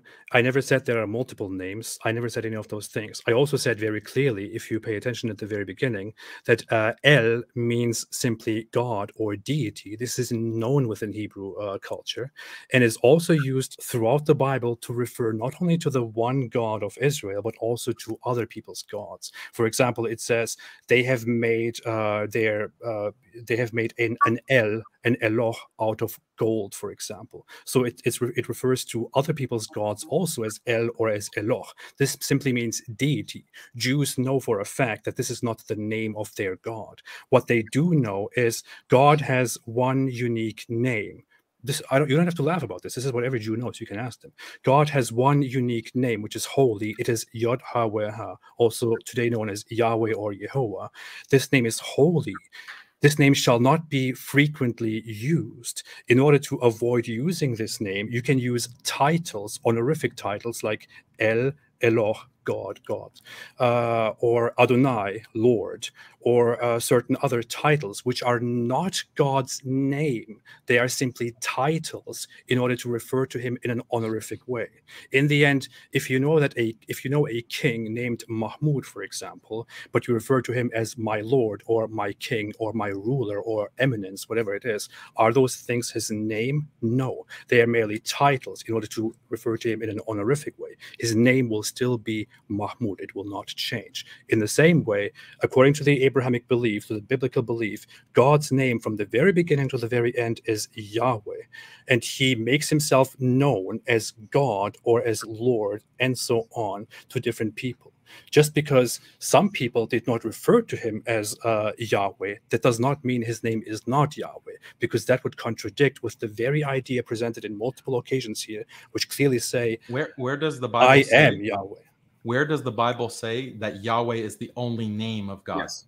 I have never said that Yahweh is the only name of God. Okay. I've said that Okay. Yahweh is the and you name. also acknowledge, that there were many prophets, according to the Bible, who did not know the name Yahweh Before it was revealed, yes. So what is the objection then? What is the problem in Islam? So what is the fact that the fact that Muslims and the Prophet, peace be upon him, was not given a particular name? How does that disqualify him as a prophet? Or I don't say it disqualifies him. I'm simply asking certain questions to look for an answer here. What I'm asking you is, are you as Muslims, or is Islam, or are Muslim scholars, is Muslim theology aware of the fact that the biblical God's name is Yahweh? And what do you say about this? In Islam, it's recognized, and I believe that there's a hadith about this, that there are many names, thousands of names that God has, and not all of them were revealed. It's in the Quran. Okay. Yeah, but some people could say that the Quran is referring to the 90, in that ayah, it's referring to the 99 names. But there are other narrations, there are other hadith, that God has thousands of names, and not all of them are known to the Prophet Muhammad. Okay, but that's acknowledged, that's recognized in Islam. But those are the actual names, right? So when you say Qadir, for example, you could use that as a word to refer to different things, while also using that as one of Allah's beautiful names. But you acknowledge that God can have. We don't use Qadir to refer to different things. We use Al-Qadir to refer to Qadir to different I understand, but it is a... Al-Qadir and Qadir. I understand. But what I'm saying is, it is a word that you are aware of, a word that is that is known in vocabulary. Some Muslims even unknowingly, or maybe out of a lack of piety, use it to name themselves. Or if some people accept that this is okay, name their children that way, or refer to certain things, to certain qualities that way. But normally, you are supposed to believe that this is a name that God is known by, because He is the Qadir. But you cannot do the same thing for Yahweh. And you acknowledge that according to the biblical idea here, this is not just a name to describe Allah, God's quality. This is how God identifies himself. He says, this is my unique name. This is my name. This is how I shall be remembered. And it's said, the Bible uses this name over 6,000 times to say, I am Yahweh, your God. Because if you agree that one person can have two different names, you agree with that. So why do you think that Allah or God cannot have two different or multiple names? I completely agree with that. Here's the issue. If you agree that what do you think my name is? Do you know my name? Ridwan. I think your name is Rizwan. Yeah, my name is Ridwan. Okay. So if you know me, but you have no idea what my name is, you have no idea what my name is at all, but you also claim that you are a very good friend or a very good follower or a very good whatever it is of me, what does that say? It says that we are not really familiar with. I don't know their nicknames. They're recognized in their family by their nicknames, and outside they're recognized by identified by different names. Okay, but that's not my nickname. This is my actual name. In this case, according to the Bible, this is his actual name. They are identified and recognized within their family by their nicknames, not by their official name. So it means a person can have multiple names. And so Allah can have multiple names. Yahweh, he is recognized or identified as Yahweh within the biblical culture, and Allah in Islamic culture. I don't think there is any contradiction. Okay, but we are not talking about nicknames. We're talking about my actual name. I'm not saying nicknames. There is a thing. Example. That was not an analogy. That was just an example. I'm not talking about nickname versus official name. I'm talking about a person can have multiple names and can be identified by one name in one circle and identified by another name in a different circle. Okay. Do you acknowledge that Yahweh might be a name that Allah himself preferred to identify himself with and used for himself uniquely throughout the Bible? No, but he didn't use it uniquely. It's not uniquely used in the Bible. As you By uniquely, I mean I'm saying I don't know how else to put this to get the semantics right here. But something that he used. I mean, this is the only name that he used more than 1,000 times to refer to himself, except the title Eloh or Elohim. If it was so unique, then all the prophets and messengers of Banu Israel, they were aware of it. They were not. Well, they were after it was revealed to Moses, according to the Bible itself. It says, "This is my name. I am the one who spoke to Abraham and to all the others. My name is Yahweh, and I reveal my name to you." Ibrahim, peace be upon him, was not aware of it. Yaqub, peace be upon him, was not aware of it. Yes, but this is what it says. I am the one who spoke to them. So it means this is my name. It's not a unique name of God. Otherwise, every prophet from Banu Israel would have known about it. Okay. Let me say that. He says, "I am the one, I am the God who spoke to Abraham and to all the others. My name is Yahweh. I am revealing my name now to you. I did not reveal it to them. From now on, for generations, you shall know me by this name." That's what it says, doesn't it? So the people were worshipping Allah or God without knowing His name. All the prophets and messengers, they were communicating with God without knowing His name. Possibly, yeah. This is an example that how come you can have a friendship with someone you don't know his name?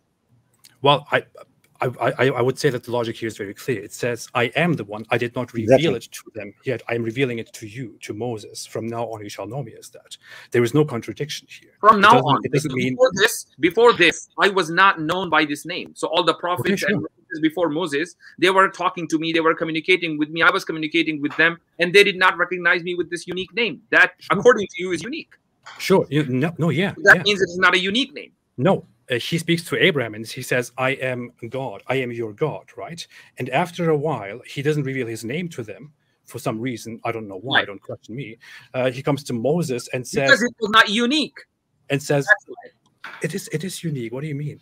It's actually not unique. Like, do you know the history of the word Yahweh? Do you know the history of this? Well, if you want to go into the historical aspect, I would completely disagree with the biblical aspect here and say that the name Yahweh developed over time and was adopted from polytheistic beliefs into a monotheistic belief, but that would completely interfere with your Islamic beliefs as well. No, it doesn't interfere with Islamic beliefs because we believe in tahrif. We believe that the Bible has been corrupted, that the Hebrew Bible was corrupted. It doesn't actually, it's perfectly consistent with Islamic beliefs that a polytheistic name, Yahweh, has been adopted from the Canaanite polytheistic religion, has been adopted into the Hebrew Bible and mixed with other things. And there was kind of this writing of from now, because there's an obvious question. Well, why didn't these texts that refer in Genesis, for example, that has Abraham, Ismail, and Isaac, not have this name Yahweh? But in our religion, in this polytheistic religion that we're adopting, there is the name Yahweh. How do we reconcile these things? How about we just write a verse in Exodus that from the time of Moses, we'll be referred to as Yahweh. This is how academics explain it. So are you a Christian or a Jew that you're trying to make this kind of argument? You're shooting yourself in your own foot right now. No, I'm asking, are you a Jew or a Christian? Are you a Jew or a Christian that you're trying to argue from the perspective of the Bible as if it's coherent, as if it has no historical questions? Okay, so you didn't reveal that part of it, right? Why don't you reveal your actual views about the word Yahweh? You say it evolved from polytheistic words. So we can completely agree with you on that as Muslims. That doesn't contradict any Islamic belief.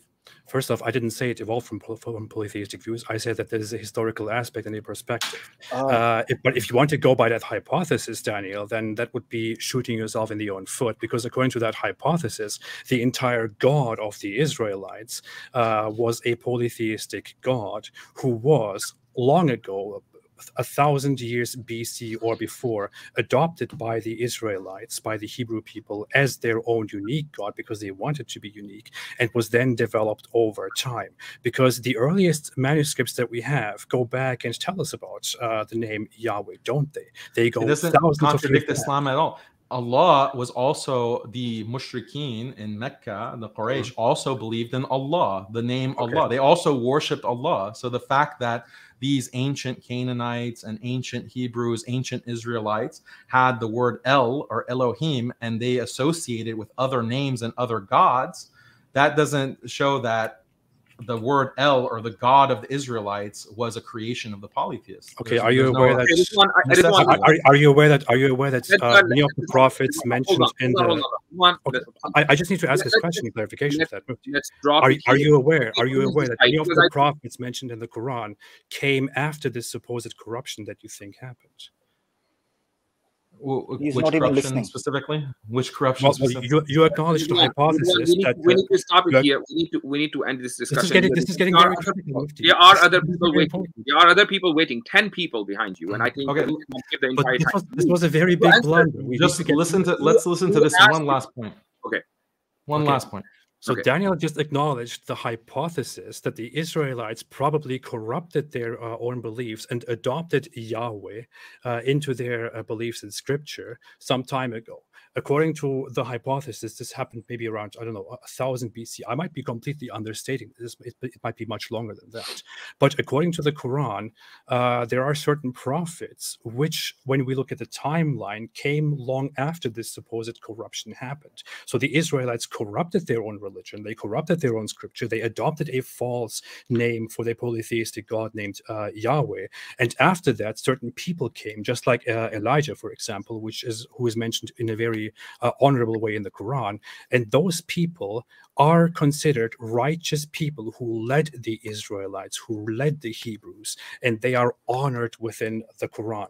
If now this religion that we have, which comes with a corrupt guy called Yahweh, is merely a perversion made by the Israelites, then doesn't that mean that the prophets mentioned in the Quran, which come after that corruption, are also part of that corruption, are also part of that corrupt history? Why does Islam acknowledge those prophets? Well, where is the information coming from about these prophets? If you rely on the Hebrew Bible to get information about the prophets who came after Moses using this name Yahweh, then obviously that's part of the same corrupt source of the Bible.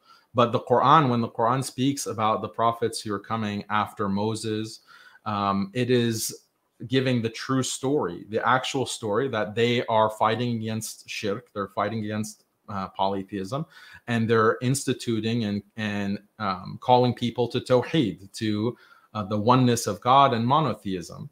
So you're mixing up your sources or your epistemology. We have the biblical source, which we're saying is corrupt.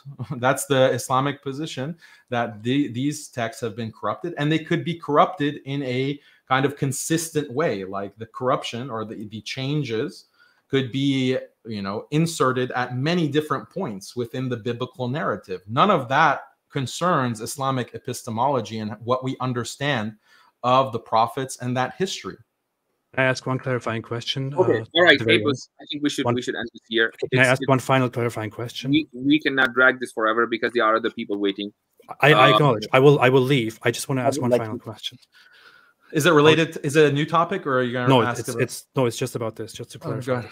Okay, so are you suggesting that prophets honored by the Israelites, by the Jews, and also mentioned in the Quran, who came after this supposed corruption, where they falsely adopted this name Yahweh, were actually just not prophets who were acknowledged by the Jews, but were just engaged in an infighting in order to correct the false polytheistic beliefs of the Israelites? So prophets that came after that corruption were actually fighting against the corruption and against the polytheism within Israel. Is that your suggestion? Yeah. So the whole understanding about the prophets that came to Bani Israel has many prophets, and the whole purpose is they kept corrupting their texts. they kept corrupting their practices. And this is discussed in the Quran and in Hadith, that this is a tendency of Bani Israel, that they would take a teaching from a prophet and they would distort it. And so another prophet has to come to correct it over and over and over again. So that's perfectly in line with the Islamic conception of prophethood. Thank you. Okay, I'll take all right. All right. Thank you, Rizwan, for showing up here. Thank you so much. I'll see you. You're welcome. Am I audible? I'm audible. Stay away from this. Yes. Can yes, you hear brother. me? Yeah. Mufti sir? Hello, my audio any better this time? Yes. Yes. You're good. Kaisar bhai, you can go on first. Achha, oh, finally, I would like to add such 2 a or 3 points frustrating on episode, the really. apostate prophet. I guess Haris is gone. Kaisar bhai, I think there is still lagging from your side. Okay, let me add one more. Am I audible? Yes, Amir, you are. आपको सुन पा I रहा would हूं like to add just very go ahead. quickly 2 points, if you allow me. First of all, he just said that Yahweh name was not randomly popped out, and it was a unique name. But whereas when you read Exodus chapter 3, verse 13 to 14 and 15, it just popped out randomly. You clearly see that when Moses said that, okay, I will go to my nation and I will preach them, what will I say to them? Who sent me? So he said, who I am. So it's a random name, first of all. The second thing is, logically, a name should be meaningful, not meaningless. So Yahweh itself says, I am who I am. It's not unique at all. In fact, it is illogical by its definition. A name should be meaningful and appropriate, befitting with the definition. And the third thing is, if this name Yahweh is very unique, why it is not used in New Testament? The synoptic gospels are empty. This name was not used in synoptic gospels, only in John, Gospel of John. So synoptic gospels are silent on this name. If it is unique, why they didn't use this name, Yahweh? That's my point. Thank you. Okay, thank you. जी हाँ, हमारे साथ हैं इस वक्त Hussain Hasani. Assalamu alaikum. Yeah, I have a few questions for Daniel. Sure. I'm a practicing Muslim. Let me be very clear. Okay. And I have my own videos up to combat these weird guys who come on and try to distort the image of Islam. But I'm a little disappointed what you have to say about women's education, because whatever I know about Islam, whatever I know about the worldview, let it be the religious education, let it be the secular education. The person who taught me how to read and write, the person who taught me how to read Quran, the person who taught me how to pray, and because of the person I'm a Muslim, I came back to Islam. It's because of my late mother. What you say is that, what you say women would never have to work. It would be in an ideal Islamic welfare state. But you are not, maybe you're not aware of what happened to the women in Pakistan, or maybe you do not want to reflect upon it. If a woman doesn't know how to read and write, her brother is always ready to take away her right to inheritance, but oppressively, and he would not let her sister fight the case. This is just one simple example. I am not saying this. If you would understand Urdu, there are many famous Islamic scholars like Maulana Tariq Jamil always talk about these things. That I never said that women should not learn how to read and write. My argument was purely on the basis of going to college and seeking empowerment through a degree. That was my argument. It had nothing to do with learning how to read and write, and it had nothing to do with learning the basics of Islam and the rights and duties of Islam. Every Muslim, these are fara'id, that are required for every Muslim to learn, even regardless of whether they can read or write. In fact, if you study Pakistani history and the history of the subcontinent, you'll realize that illiteracy rates have always been very high throughout the world. Illiteracy rates throughout history have sometimes been over 70–80% illiteracy. Even the Prophet ﷺ, according to the majority, did not know how to write or even read. So this is not a impediment to knowing the requirements of Islam and to knowing what is required of you in Islam. So let's not mix things up. Like, I'm very happy that your mom taught you so many things about Islam and brought you to Islam. May Allah bless her and reward her for that. But this is separate from the question of college education and whether Muslim women in mass should be pushed into this kind of lifestyle. A follow-up question. Like I said, we do, there is, like, as per your admission, there is no such an Islamic state. And we don't have the system that you recommend, where someone would be there to take care of the woman who would lose her husband, then she would not have to work. But in America, where we live in, this is not a reality. If a Muslim woman loses her husband and she doesn't have a proper education, then she's back to working at McDonald's. As opposed to if she would have an education, then she could have a work from home, working for IBM, for Microsoft, while taking care of her kids. You know, there are remote jobs now every day. Now it's pandemic. What do you have to say? So women have to. So every woman who goes to college ends up working in Microsoft. Like, I mean, I'm just saying one example. They could be teachers. They could be doctors. And how would you solve You're misrepresenting the actual practice of Islam. In Islam, there is a responsibility on the father to take care of his daughters. It is the responsibility of Muslim men to, on the one hand, guide their daughters to a happy life through marriage, through having lots of children, to taking care of her household and her husband, and creating this beautiful family and therefore this beautiful society. That's one responsibility of Muslim men. And the other responsibility is that when or if tragedy strikes and problems happen in the marriage of their daughters, they support their daughters. They take care of their daughters. They find the means to prevent their daughters from being in poverty or from going and working, a wage slave job at McDonald's or whatever it is. This is the beautiful vision of Islam that we have to be implementing it. And it's not that hard. You don't need an entire system. You don't need a khilafah.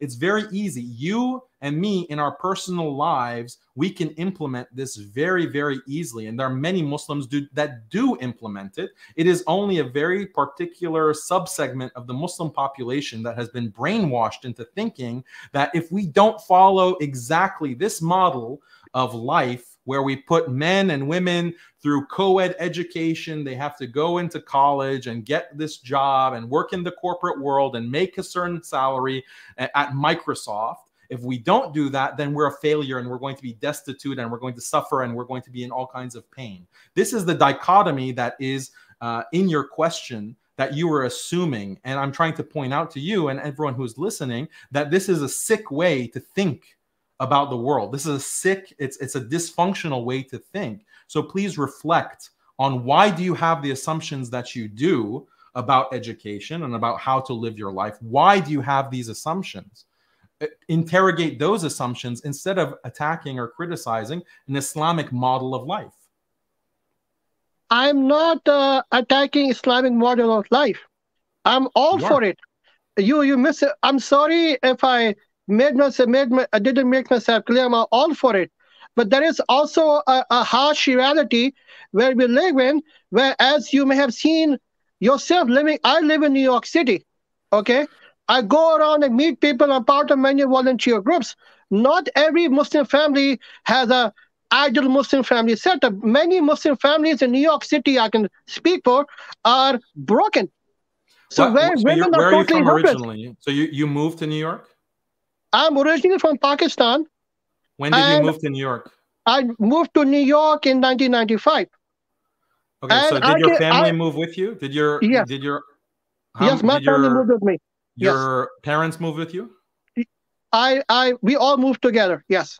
Your uncles and your relatives? No, my uncles did not move with me. My parents, my siblings moved with me, yes. Your cousins, did they move with you? No, my cousins are far away, yes. Okay, so this is like your understanding of the situation that you live in is biased because you have extracted yourself from a society that's based on family connections and extended family and isolated yourself into a city where you don't have those connections. And then you have to rely, don't interrupt me, hold on.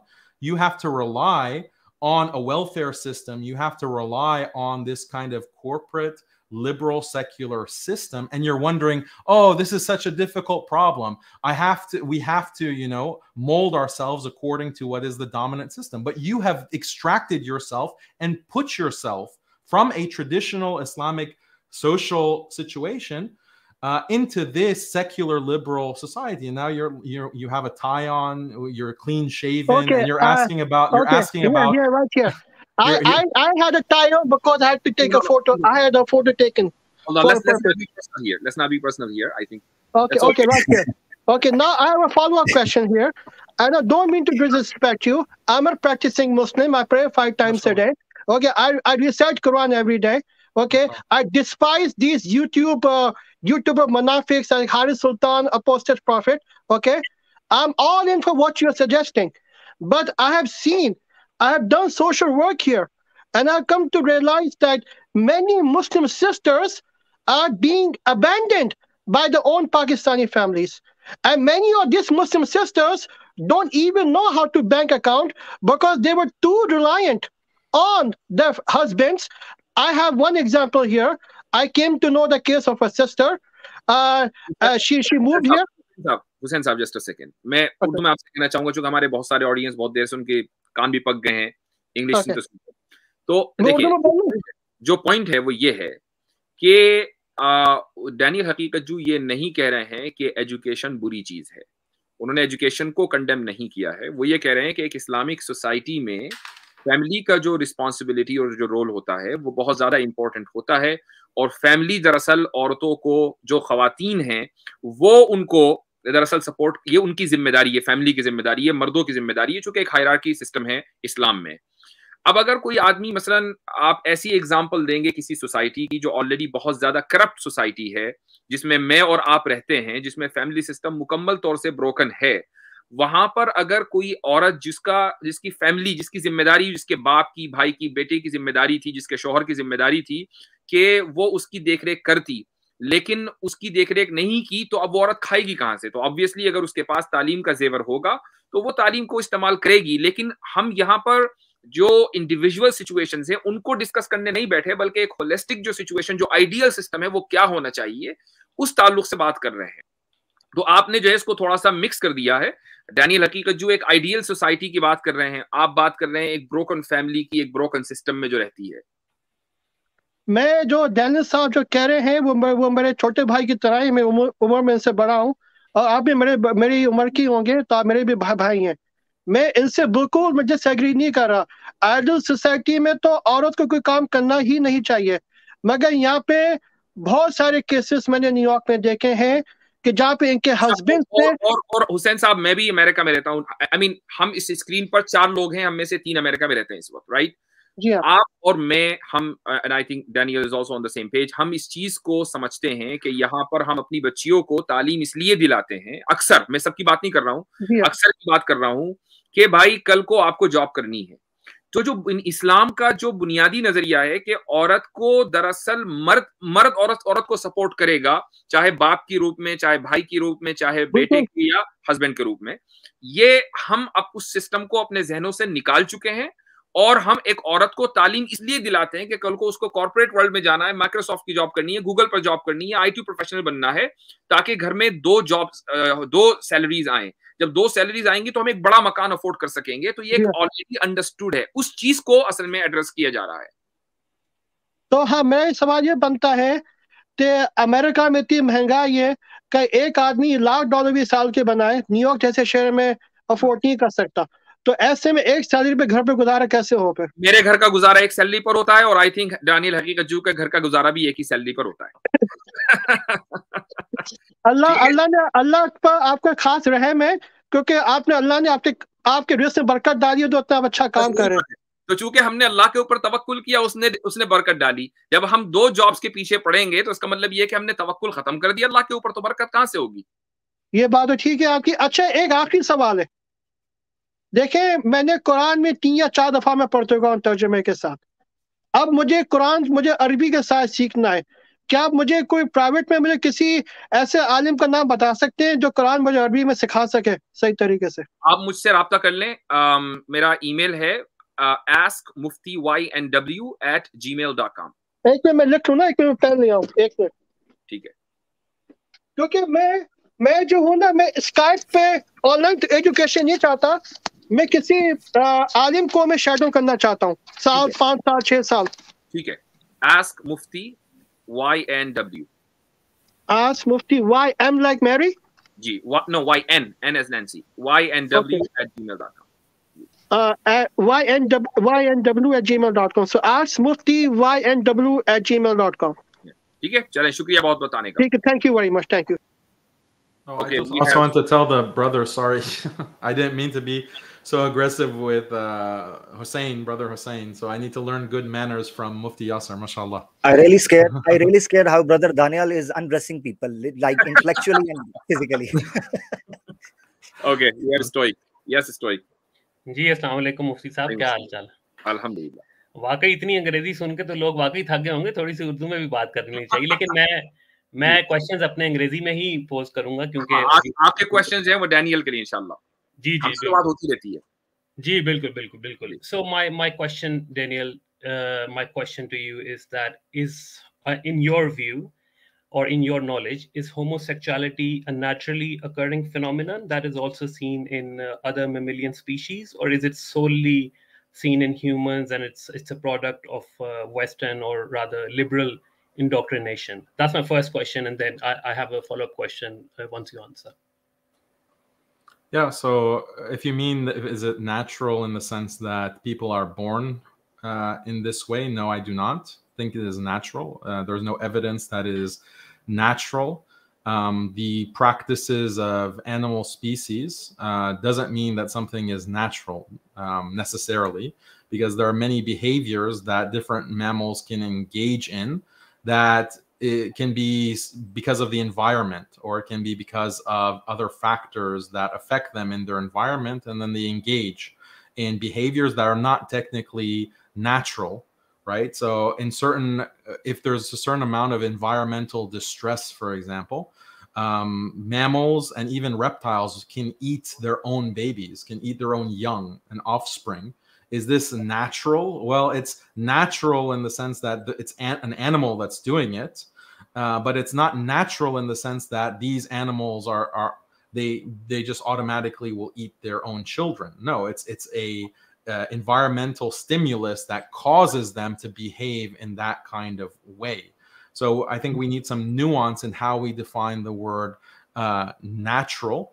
And I get your point. Yeah. So if I understand you correctly, you mean to say that it's people are not born that way. You're firm on that. People are not born in that way. Yes. People are not born gay or lesbians. How can they be? No. Okay, fine. That's fair enough. That's your view. Okay. So no, it's not my personal view. This is the scientific. I'm giving you the scientific consensus on it. There's no genetic basis that says, or there's no indication with children that are born that they are gay or lesbian or any of these categories that have been invented in modern times. Yeah, I think let's not call it scientific, because you'll then need to prove like which scientific studies actually. Yeah, I'll prove it to you right now. I'll prove it to you right now. Go to Nature. No. Okay. There is no gay gene. Go read Nature. There is no gay gene, and there's your scientific evidence. It's not just my opinion. It's not all about genes, right? Because if we see a certain behavior which remains to be consistent in terms of percentage and all, we can't really say that it's not. Is cancer natural? Is cancer natural? Yeah, it occurs in the nature, so it is natural in that way. Yeah. Cancer is, so that's something that is it's natural. So yeah, people can also engage in all kinds of fawahish and fahisha. That can no. But I'm acknowledging that people can engage in that. I'm not referring to fahish. That's just a worldview term. But a baby that's born with cancer, is that a normal baby? Okay, let me make it a bit simple. So answer. Is a baby born with cancer, is that a normal baby? A healthy baby? No, that's not a healthy baby. No, it has. But it's natural, right? It has a condition. You said it's natural. No. But it had. You're coming to my point then. So that was my question to you. Are people actually born with that condition? They can be a possibility. No. That was my question in the first place. Yeah, you have to prove that it can happen. I cited the paper from Nature. It's a meta study that includes many different studies. It's a review. There is no gay gene. That's the title of it, in Nature, published a few years ago. Okay, so that's the scientific consensus, actually. So if you have evidence, if you have scientific evidence or otherwise to show that babies can be born like normal babies, because we're talking about normal babies. No, but like this. Okay, fine. I get your point. So since you compared it with cancer, and since I would understand it as rather having a condition, let me rephrase my question. Can a person be born with this condition, the condition being homosexuality? It's not. No, they cannot. They cannot. Okay, fair enough. That's fine. My follow-up question, or rather a slightly different question, but my question is that... First of all, babies aren't born with any kind of sexual desire. You realize that, right? No, but they're born with a gender, right? They have a biological... gender. We're not talking about gender. Are babies born with a sexual attraction? So how can they be born gay or born straight? I think the normal assumption is that people are born straight. That's what you would assume, right? No. Tell me what you think. Can you be born with a sexual desire? No. Obviously, this thing comes innate, right? When you grow up, you have a certain attraction towards either... My view, if you are asking my view, I think there are certain people who actually are homosexual by birth. By like what? You compare. How? Sorry? On what basis? What do you mean? Why are they... Is it a genetic basis? Why do they develop into... Because the actual science says that it's primarily environmental factors that influence whether a person desires one sex or the other. So in the vast majority of cases, especially historically, where you don't have the modern, pride environment, people are heterosexual. If they develop naturally, it's not an assumption. I'm saying historical facts. I'm giving you historical facts. Who's influencing the other mammalian species to engage in that sort of activity? We're talking about human beings. Are you talking about human beings? No, but my question... Other mammalian species eat their offspring. They eat their babies. Is that a model that we should take? Yeah, so cannibalism has been observed in humans as well. That doesn't mean that it doesn't happen at all. What I'm saying is... I didn't say homosexuality doesn't happen. No. We're talking about what is natural and what is normal. 90% mammals practice polygamy. So would you advocate that?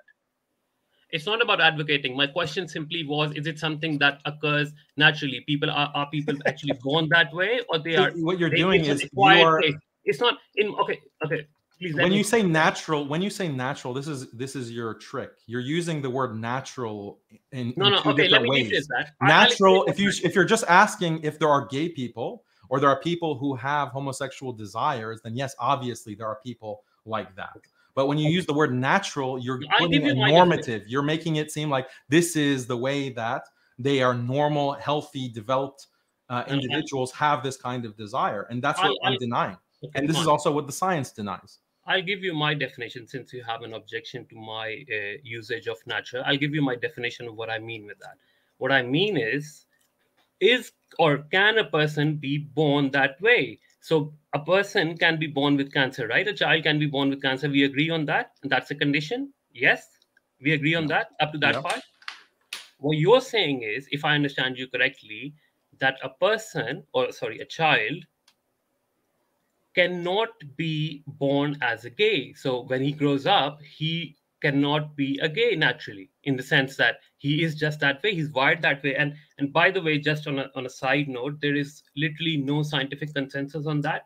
Yes, there is. Nature. I can also quote you something. So there Go ahead, quote me. Yeah. So there are multiple new genes linked to same-sex sexual behavior, which again rules out any single gay gene. So I can... Yeah, there's no gay gene. Exactly. But it's talking about the dispute on that.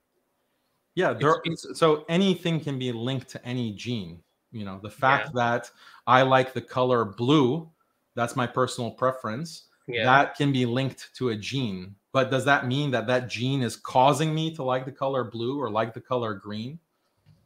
No.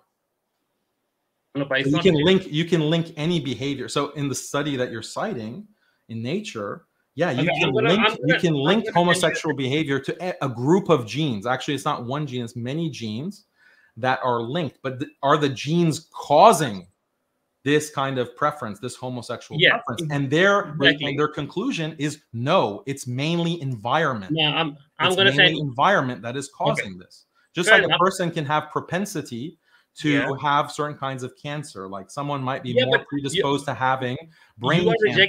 But let me finish. You might have the propensity to have a certain cancer, but it's an environmental trigger that causes the cancer. Otherwise, you wouldn't have gone. Yourself now. You're just contradicting yourself. If you accept the propensity, then you can't say that I didn't accept the propensity. The difference between the cancer case, the cancer can be linked to specific expressions of genes. Like certain cancers have been shown to be caused by certain gene sequences. The same has not been shown for homosexuality. That's my point to you. No, it hasn't. No, it hasn't. I'm literally going to share that with you now. I'm gonna send it to you so you can have a look in your own time. And then my second question, I'll share it on private chat. Mufti Saab can share it with you later on. So the second question being, in an Islamic state, obviously I was hearing you earlier, there's no Islamic state in the world whatsoever. Probably there might never be because it's so impractical in my view. But anyway, what is the punishment for someone who is openly gay or a lesbian? Oh, this is for me or Mufti Saab? Today's questions are for Daniel Haqiqatjou. Yeah. So that's for Daniel. Yeah, I'm sure you would be aware. The punishment in Islamic law for certain sexual behaviors, it can vary. It can be lashing, as mentioned in the Quran, for zina, for sexual relations outside of marriage. For homosexual acts of penetration between two men, then it is capital punishment according to Islamic law, as stated in hadith of the Prophet sallallahu alaihi wasallam. And is it the same for lesbians as well? I mean, would you? There's. I believe that the majority opinion is that it's just lashing. It's not capital punishment for two women. So if there are witnesses, so all of this is assuming that there are witnesses, male upright witnesses who actually with their own eyes witnessed this action. That's what we're assuming. There's due process. There needs to be a judge who hears from the witnesses and is going to make the judgment in a court of law. So we're not talking about any kind of vigilante justice or people taking matters into their own hands. Like in a court of, but in actual court of law, if a person is convicted of certain sexual acts because there's been this preponderance of evidence with witness testimony, then it can be capital punishment. For example, adultery, a married man or married woman who cheats on their spouse, on his or her spouse, that's also capital punishment through stoning. If they're not married, then it's lashing. And with homosexual acts, specifically male on male homosexual acts, it's capital punishment. But if it's two women, then it's lashing. Okay, thank you for your answer. So I've just heard, I just want to correct my understanding. I've heard somewhere that you correctly mentioned capital punishment. So is it true that they're supposed to be thrown off from tall buildings or like thrown off a tall height? Is that correct? I believe that's one of the punishments that, or one of the methods of capital punishment that are mentioned in Hadith. Mufti. No, that's not correct. Stoic साहब, आपने जो question किया है उसमें ये है कि जो कैपिटल पनिशमेंट है वो किस तरह होनी चाहिए वो मुतय्यन नहीं है. It's not specified by the Quran and Sunnah how to enforce that capital punishment. So different jurists, they presented their views. One of those views of one of the jurists is that कि उसको एक tall building से जो है फेंक दिया जाए, but it was never accepted by the majority of the scholars. लेकिन ये लाजमी नहीं है, लेकिन ये दी भी जा सकती है. या क्या ये कहना ठीक है? I mean, you have all, हर तरह की ओपिनियन जो है वो मिलेंगी आपको, लेकिन स्टेट ने उसको कभी अडॉप्ट किया है या नहीं वो देखा जाएगा। जाहिर है कि पनिशमेंट जो है वो विजिलेंटी नहीं देंगे, बल्कि एक स्टेट देगी। तो स्टेट ने हिस्टोरिकली, लेट मी कंप्लीट, क्या स्टेट ने क्या हिस्टोरिकली कभी इस तरह की पनिशमेंट को अडॉप्ट किया है या नहीं? हर तरह की राय फिका के अंदर आपको मिलेंगी, बल्कि बहुत सारी ओपिनियन ऐसी होती हैं कि जिसको कभी किसी ने फॉलो किया ही नहीं है। It's just an opinion. Fair enough. All right. Thank you very much, guys. Thank you. Stoic, thank you for continuously interrupting. And second thing is, I think you have got so many notes for tomorrow's stream. Thank you so much. Yes. जी आमिर भाई, आप ये उर्दू में बेशक कहते हैं, कोई मसला नहीं है। बात ये है कि हम कोई नोट्स तो लेने आते नहीं है। और दूसरी बात ये है कि अगर क्वेश्चंस को अगर क्वेश्चंस के लिए आप इंटरप्ट कर रहे थे continuously, you were interrupting Daniyal, continuously you were interrupting Mufti Yasir Waidi sahab. बिल्कुल नहीं, मैंने इंटरप्ट किया। बहुत कम, एक बार बीच में कहीं किया और शुरू में मैंने सुना। तो ये बेजा इल्जाम का कोई फायदा नहीं है। नहीं, स्टोइक से बात करके मजा आता है। I respect stoic. और आज तो दोनों आए ना हजरत, आज तो दोनों आए हैं ना। नहीं, वैसे इतना जरूर है कि कल की जो स्ट्रीम स्टोइक हारिस सुल्तान करेंगे तो मेरे ख्याल से तो बहुत लंबी चलने वाली है। ओहो, कल तो मुझे तो वैसे नहीं पता कोई स्ट्रीम है कि नहीं। और दूसरी बात में इमरजेंसी करवा लेते होते हैं। अच्छा चलें, आपकी इतनी ख्वाहिश है तो फिर कर देंगे, उसमें क्या मसला है? ये कौन सा कोई बड़ी बात है? आप लोग कर सकते हैं तो हम भी कर सकते हैं। इमरजेंसी स्ट्रीम मुफ्ती साहब ने भी तो की थी कुछ दिन पहले, सिर्फ हम ही तो नहीं करते हैं इमरजेंसी स्ट्रीम में। इसका मतलब है मारते हैं, इसका मतलब है रीसे मारते हैं आप, हैं? ठीक हो गया। रीसा ने तुसी मारियां ने, तुसी तो पूरा अपनी स्क्वाड बनाया साडी रीसा विच, और रीसा तो छड़ दियो कौन कितनी रीसा। अल्हम्दुलिल्लाह, इंग्लिश से उर्दू, उर्दू से पंजाबी, आई थिंक इतना ज्यादा हम इंफॉर्मेशन जो है हैंडल नहीं कर पाएंगे। मैं एक और बात भी आमिर भाई से पूछना चाहता हूँ। ये इन्होंने कहा कि आप स्टूडेंट्स भेजते हैं, तो ये आपको किसने बताया कि हमें कोई भेजता है? मेरे ख्याल से दानियाल भाई का आज टॉपिक है। सो टुनाइट इज फॉर दानियाल। चलें ठीक है, ओके, बहुत शुक्रिया सबका। Thank you Daniel, thank you. चलें ठीक है, ओके। Mufti Sahab, अगर मुझे allow करें, just allow me 2 or 3 questions for Daniel. I just want to put it very quickly. First of all, Daniel brother, I didn't get the time to properly welcome you. It's very big honor to alhamdulillah sitting with you, beside you, and I thank to Mufti Yasir Waidi Sahab to arrange this ceremony. Exactly, it's kind of a ceremony for us that we're having you on board. Alhamdulillah. The first thing is this is Haqiqatjou. What does it mean, Haqiqatjou? Is it a title? What is the meaning? I know it's a weird question, but public would like to know this. Yeah, it's a haqiqat from haq, and Jew in Farsi, which I'm Persian. Both my parents are from Iran. Jew means seeker, so it means haqiqatjou, seeker of truth. So you might Amir bhai, haqiqat ka mutalashi. Wow, mashallah. Yani truth seeker. So it's kind of truth seeker. Mashallah, yes, mashallah. Yes, thank you. And the second thing is, brother Daniel, I would like to ask you that I was not very fond of debates. I was not that kind of person, because Imam Ghazali once said that you should not debate with Johala. But the best part here, after what I got, 3 lines, alhamdulillah, Mufti Yasir Waidi Sahab, Daniel Haqiqatjou, and Kaisar Ahmed Raja. Unfortunately, we are missing him. He's not here due to his connection problem. The third question is actually the second question.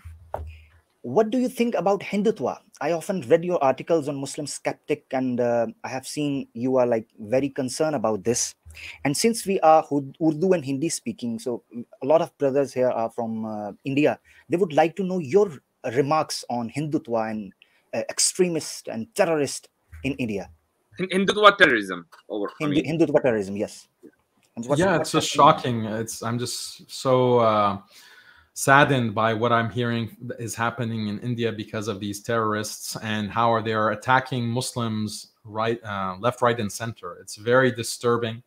And I try to include as much news as possible on MuslimSkeptic.com about the suffering and oppression of Muslims all over the world, and especially within the subcontinent. So yeah, this group of Hindutva, their fascism is actually very interesting, how they connected to the Hindu religion. And a lot of the claims that they are making against Muslims are completely based on fabrications and falsehood, as you know more and know better than me. But some of these lies are just so ridiculous. Like, it's hard for me to believe how they can accept these kinds of lies. Like, some of these Hindutva leaders say that, you know, in thousands of years ago in ancient India, we had like internet and we had spaceships and planes, and it was only because of Islam. It was only because Muslims came that we lost this. They burned our libraries. They burned our libraries, and we lost everything. Yeah, like, this is just, it sounds like a joke, but they really believe this, some of them. So things like this are just not historically valid by any stretch of the imagination, but these kinds of lies are allowed to propagate, and this is what's causing a lot of the hatred against Muslims and the violence that is being generated artificially in the Hindu population against Muslims. Propaganda also like the Kashmir files, which hopefully we will have a chance on Muslim Skeptic to review that. But it's just pure lies and pure propaganda, only meant to generate anger and hatred for Muslims and Islam in order to create violence and genocide of the Muslim population. So I'm very worried. I think all Muslims need to speak out against this. We need to make dua for our brothers and sisters in India and in Kashmir, because this is something that seems to be escalating, and we have to do what we can to stop it before it leads to more Muslims being killed. Okay, thank you. Thank you so much. I think we will take, inshallah, 2 more callers, and then we'll wrap up for today's program. Acknowledge Islam has been waiting for so long. Assalamu alaikum, everyone. Moon Qamar, and then Muhammad Daniel, and then we'll be done, inshallah. Ji. Am I audible? Yeah. Okay. Again, assalamu alaikum, everyone. A special salam to brother Daniel. Very happy to see you and very happy to talk to you. Actually, my question is, Alhamdulillah, we all have been seeing that you are quite active against apostasy and ex-Muslims. I just wanted to know, what do you think? I mean, how do you see the future of apostasy and this ex-Muslim fitna? And among Muslims, whom do you think are soft targets for these murtad preachers? Soft targets for the murtad preachers. So I'll answer your first question. The future, I think, is hard to predict. It's hard to predict what is going to happen because the way that social media works is it amplifies liberal voices and it throttles any kind of conservative voice, especially Islamic conservative orthodox voice. So on social media, increasingly Muslims are going to be targeted for being banned and being deplatformed, and these kinds of ex-Muslim murtad voices are going to be promoted because they're just preaching the dominant, ideology, the dominant worldview of liberalism. They're being supported by that hegemonic force of liberalism, whereas people like us are being disenfranchised systematically. So Muslims have this responsibility in this time to really try to create alternative platforms and platforms that are not as easily censored. I think that Muslim masses also need to get used to getting their news and their information from sources other than big tech and social media. This is becoming very, very crucial for the future of Islam, because if people are getting 100% of their knowledge of Islam from Facebook or YouTube, then this is a very dangerous situation, because in the future, they might take out all authentic, authoritative, orthodox, traditional Muslim voices from places like Facebook, from YouTube, etc. And then what's going to happen to the faith or the iman of these Muslims that 100% rely on Facebook and Twitter and YouTube? So this is a big challenge, and I know that Mufti Yasir is aware of it, and we have to work towards solutions to create alternative platforms so that we won't be censored as easily. And then who are soft targets for these murtads? It's people who are basically uneducated on Islam. They have a very superficial understanding of Islam and Quran, And those are really the soft targets. Not only Quran and Islam, but also superficial understanding of the Western ideologies. And they think that these Western ideologies are the ultimate truth. Yeah, of course, that's true as well. But the Muslims who have a stronger basis in Islamic thought, they can resist more, even though they might be confused by liberal ideas and they might be brainwashed in certain aspects because of feminism and liberalism and secularism. Because they have an Islamic education, they're not going to be as bothered or as troubled by like Ridvan or Haris Sultan or some of these idiots online. But the soft targets are those who they don't have even a basic understanding of Islam. And then they hear like one thing from these murtads and it sends them in a spiral of doubt. Alhamdulillah, I think there's fewer and fewer of those types of Muslims. But those are, I would say, those are the softest targets for these murtads, because they rely on ignorance. Like their whole project and their whole careers are based on people's ignorance, and that's what makes the people soft targets. Okay. Thank you so much. इंशाल्लाह हमें दूसरे लोगों को भी लेना है. चलें, ठीक है. अच्छा, moon Qamar. Hello, Daniel Haqiqatjou. So you know me, right? I usually ask you questions, especially on Brother Kareem's channel, and I wanted to just let you know that just see vedkabhed.com. Ved ka bhed, VEDKABHED. It has all the factual rebuttal answers to the Hinduism, the Hindu holy scriptures, including the historical events that you're talking about. And we have been writing. It is the most comprehensive compilation of a rebuttal to factual intellectual rebuttal to Hinduism that we have been publishing from around 20 years, I think 18 years now. And Suleiman Rizvi, my main person who is to write that, he left India because of the eventual death threats. So that is the one book. Absolutely. So yeah, I'm well aware of that site. It's a great resource. So jazakallah khair for your efforts. And Munqamar, Munqamar, एक minute, आपने अभी बोला कि किसी को death threat मिला है articles लिखने पर. क्या थोड़ा सा उसकी वजाहत करेंगे? Suleiman Rizvi, who's the main blog owner of the blog, we used to collaborate and work. I document atrocities committed against Muslims for the last 12 years, and I left it almost 4 or 5 months ago because of my various financial and family problems. And recently, I put out a soft threat to a person called Zahag Tanvir, a Israeli Zionist Saudi shill, and he complained to the Hyderabad police. So I am literally on the run. So keeping that aside, I have been documenting atrocities committed against Muslims the last 12 years, every day, 24/7, 365 days, no days off, from the last 12 years. And I just wanted to emphasize that I have two small disagreements with you, maybe three. One, I'll make it quick so that you can relate to it faster. One is actually people are leaving Islam in droves. I have actually, even on Twitter, before my ID was suspended, I wrote a very comprehensive, factual, and detailed thread on it. And I also showed you some stats from Pew Research that almost 30 to 50% in countries like Morocco, Algeria, even including Iraq, Turkey it is around 65 to 70%. They are leaving Islam. And one more thing I wanted to bring to your attention, especially concerning India, is Muslim women, ethnic Muslim women, usually living in. I have a very strong belief that any Muslim living in the West has 90% chance to lose their faith.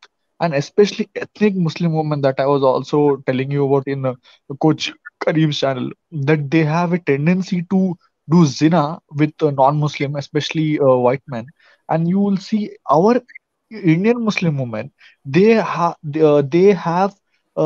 the rates of interfaith marriages is largest among Muslim women and Hindu men. I have also posted the stats from the Census Report of India. And recently a report came out, the largest decline in population, the birth rate in India is of Muslim families. And due to we are the poorest community according to Sachar community, Kundu community report, Ranganath Mishra Commission report. So not just because of poverty, because of our ghettoization, alienization, can follow CJ Walaman, Ali Shan Jafri, who are documenting atrocities committed against Muslims. I focus on education area, our Waqf lands, and our socio-economics issue with facts. And you will see that the birth rate of Muslims have fallen, and the highest interfaith, some Mufti Sajjani also spoke about it. That highest. Munkaman, can you please just state your question, because we have to end this program. Just put your how do we stop Muslim women falling for non-Muslim men and marrying them? Because it is obviously they are going for the dominant culture. They are going towards the superior culture war, and of course the genetics, the looks, the superior culture, that they feel that we are self-hating coconuts, that they feel that they are self-hating, this hate, especially they have very strong hate for ethnic Muslim men. All right, and because of the self-hate. Brother Daniel, do you want to respond to that? I just question those statistics. I think that I don't know of any statistics that are close to the numbers that you cited from Pew or otherwise. Yeah, it is also published in Vice News reported on this. They have a video, if I remember correctly. I will, if you want, I can. So how many people are leaving Islam in India, you said? Not in India. I'm talking about the Arab MENA region, the Gulf region. MENA, Middle East and North Africa. You said in Turkey, 70% youth are leaving Islam. No, I pointed out the reports which was published in the Vice News video as well. You can, if you want, I can show you the screenshot. यानी आपके नजदीक 70, आप उस report की बुनियाद पर you think that 70% Muslims are leaving Islam in Turkey? Yes. I need to see where that statistics is coming from. That's like you can see. It's not even the US, not even according to Pew, and even this statistic I question. But in Pew report for the United States, they say that it's 25% leaving people who are born as Muslim. Even that, I disagree with that number. I think it's way over exaggerated because of the sample size that Pew looked at. So that's in US, let alone Turkey. You're saying 70%. No, they published a specific report for the Gulf MENA region. It's like MENA region. What do you mean? Middle East. Middle East and North Africa.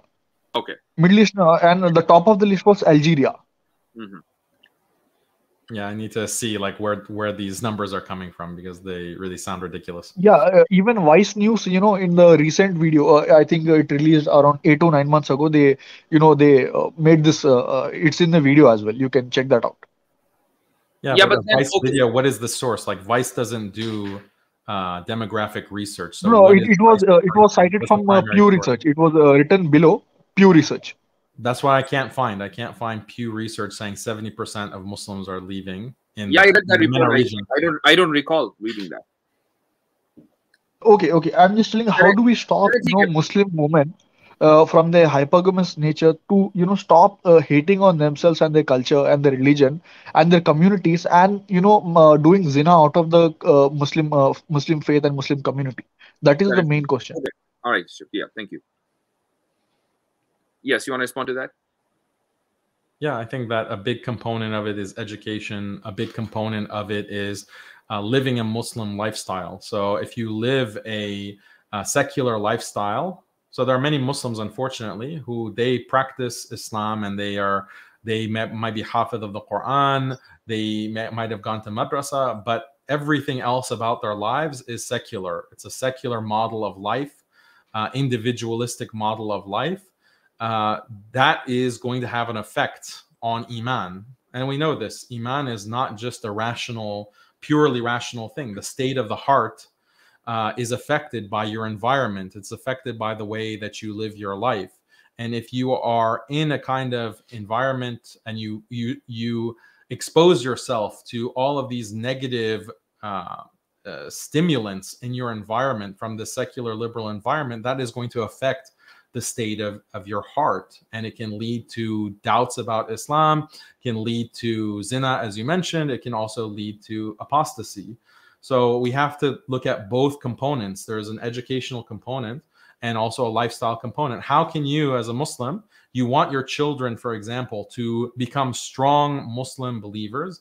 And this is just my view. I don't know if Mufti Yasir agrees with this, but if you want your children to grow up as strong Muslims, how are you sending them to public schools? How are you sending them to these schools that are going to teach them how to become materialists and liberal atheists. Like that is the worldview that these children in public schools are being indoctrinated with. So how can we be surprised that if we are sending 99% of Muslim children in the West are going to these public schools, then is it a surprise that a lot of these Muslims are going to end up losing their iman? On top of that, we're not providing them good Islamic tarbiyah, good Islamic education at home or in madaris or makatib. Yeah, so this is, you're just copying the non-Muslim lifestyle. You just sending your children to school. You and your wife are going to work. You come home and you watch movies. No kind of tarbiyah aspect, no family aspect, no trying to develop the kind of love, familial love that comes with a traditional Muslim way of life. Okay. So if those things don't exist, then of course there's going to be mass secularization in the Muslim world or in the Muslim community. We have a last caller, Muhammad Daniel. Muhammad Daniel, please be quick. आपका कोई question है तो जल्दी से सवाल कर लें क्योंकि हमें ये स्ट्रीम खत्म करनी है. जी Mohammad Daniel, can you hear me? मैं आपको नहीं सुन पा रहा हूँ. Mohammad Daniel, I cannot hear you. Unmute yourself, please. जी अब आ रही है आवाज? हाँ आ रही है जी. Assalamu alaikum, brother Daniel. How are you? Waalaikum salam. Good, alhamdulillah. Yeah, so my question to you is that recently in India there was this controversy of the BJP spokesperson Nupur Sharma. She made some derogatory remarks about the Prophet, peace be upon him. And so my question, I'll just be quick. My question is that she said that oh, your Prophet, he married a girl at the age of 6 and had sex with her at the age of 9. Now, we know that hadith is authentic, but, we have Hindus, they say that, oh, why are you being angry at her? Because what she stated is facts. She did not say anything wrong with that. So how can we counter them by telling them that this is, what she said is true, but she meant it as a way to insult the Prophet? So do you think, Muhammad Daniel, that was not an insult to the Prophet, the way how she made this remark? Unlike... No, it wasn't insult. It indeed was an insult. It was, but this is how... नहीं, क्या आप इसी तरीके से facts को आप इसी तरीके से बयान करते हैं कि एक 56 साल के बुढ़े ने एक बच्ची से शादी कर ली? क्या आप इस तरीके से फैक्ट्स बयान करते हैं? नहीं, ऐसे नहीं करते, बिल्कुल भी नहीं करते. बस बात ये है. दूसरी बात ये है कि उसने सामने वाले को, नुपुर शर्मा ने सामने वाले को साइलेंस करने के लिए, जबकि डिबेट का ये मौजू नहीं था, उसने एक ऐसी बात की कि जो बिल्कुल आउट ऑफ द टॉपिक थी, कि सामने वाले को खामोश करने के लिए. तो ऑब्वियस ही बात है कि उसका मकसद क्या था? उसका मकसद और मोटिव ये था कि वो इस्लाम के ऊपर कीचड़ उछाले और रसूलुल्लाह सल्लल्लाहु अलैहि वसल्लम की शान में गुस्ताखी करे. तो उसको गुस्ताखी कहा जाएगा, कुछ और तो नहीं कहा जा सकता. अगर टॉपिक ये होता डिबेट का कि भाई मोहम्मद सल्लल्लाहु अलैहि वसल्लम ने शादी 6 साल की उम्र में एक लड़की से की या नहीं की, इस मौजू पर बात हो रही, और नुपुर शर्मा आकर ये कहे कि नहीं मेरे पास फैक्ट है कि मोहम्मद सल्लल्लाहु अलैहि वसल्लम ने शादी की, इसको इंसल्ट नहीं कहा जाएगा क्योंकि डिबेट का टॉपिक यही है. जी, सही बात है. लेकिन उनका the tone she spoken was to insult him, right? It's very easy. It's very easy to respond to these Hindus, the Hindutva. Just share some facts about Brahma. Just share some facts about Kali and Vishnu. Just look at what their texts have to say about minor marriage or child marriage. We can state some facts as well and see. I put out a video. Here's the fun part. Yeah. When we see these facts to them, they're like, "Oh, we reject these teachings. We have reformed our religion. So why don't you do yours?" No, एक minute. Let me answer to that. पिछले हफ्ते, I don't know if you're aware, we had a stream on my channel last week. उसमें हमारे एक दोस्त आए थे, Sam Stallone, और उन्होंने जो है वो देखी होगी आपने. उन्होंने कहा कि हमने रिफॉर्म कर दिया है. तो अगर रिफॉर्म कर दिया, my question is that if they reformed anything that was written about क्या है वो शिव का लिंग, right? Shivling. So why in the world are they still worshipping Shivling? And why, on what basis they're demanding Gyanvapi Masjid? Because they believe that masjid was built on top of a temple. On the top of the temple? Which temple? Shivling, right? Yes. So they have reformed it. They denounced everything that's written in the book. So how come they're still worshipping Shivling after this reformation? they've reformed the things that do not apply to the modern society. ये वो कहते हैं. Yeah, so they are embarrassed. They are embarrassed actually. Embarrassed. Yeah, they're embarrassed. Look, all you need to say is like, okay, yeah, you reformed, fine, but so you are accusing Islam of being evil for these practices, or Muslims are evil for believing in these practices, but the Hindus of the past, and including your gods, they also accepted child marriage. They also accepted incest and cannibalism. They accepted this. So if you're going to denounce the Prophet Muhammad sallallahu alaihi wasallam, if you're going to denounce Muslims, denounce your gods as well. Denounce your books. It's not enough to just reform. You have to also condemn and denounce your own tradition, your own ancestors, and your own gods. Yeah, that's true. That's true. Okay, yeah, that makes sense. All right. Thank you, brother. Thank you. Jazakallah khair. Wa iyyakum. Brother Daniel Haqiqatjou, mashallah, it was a great stream, and I wasn't expecting that number of big apostates would show up because of your name. Mashallah, you have a great impact on them. They're chasing you, following you. I would like to add.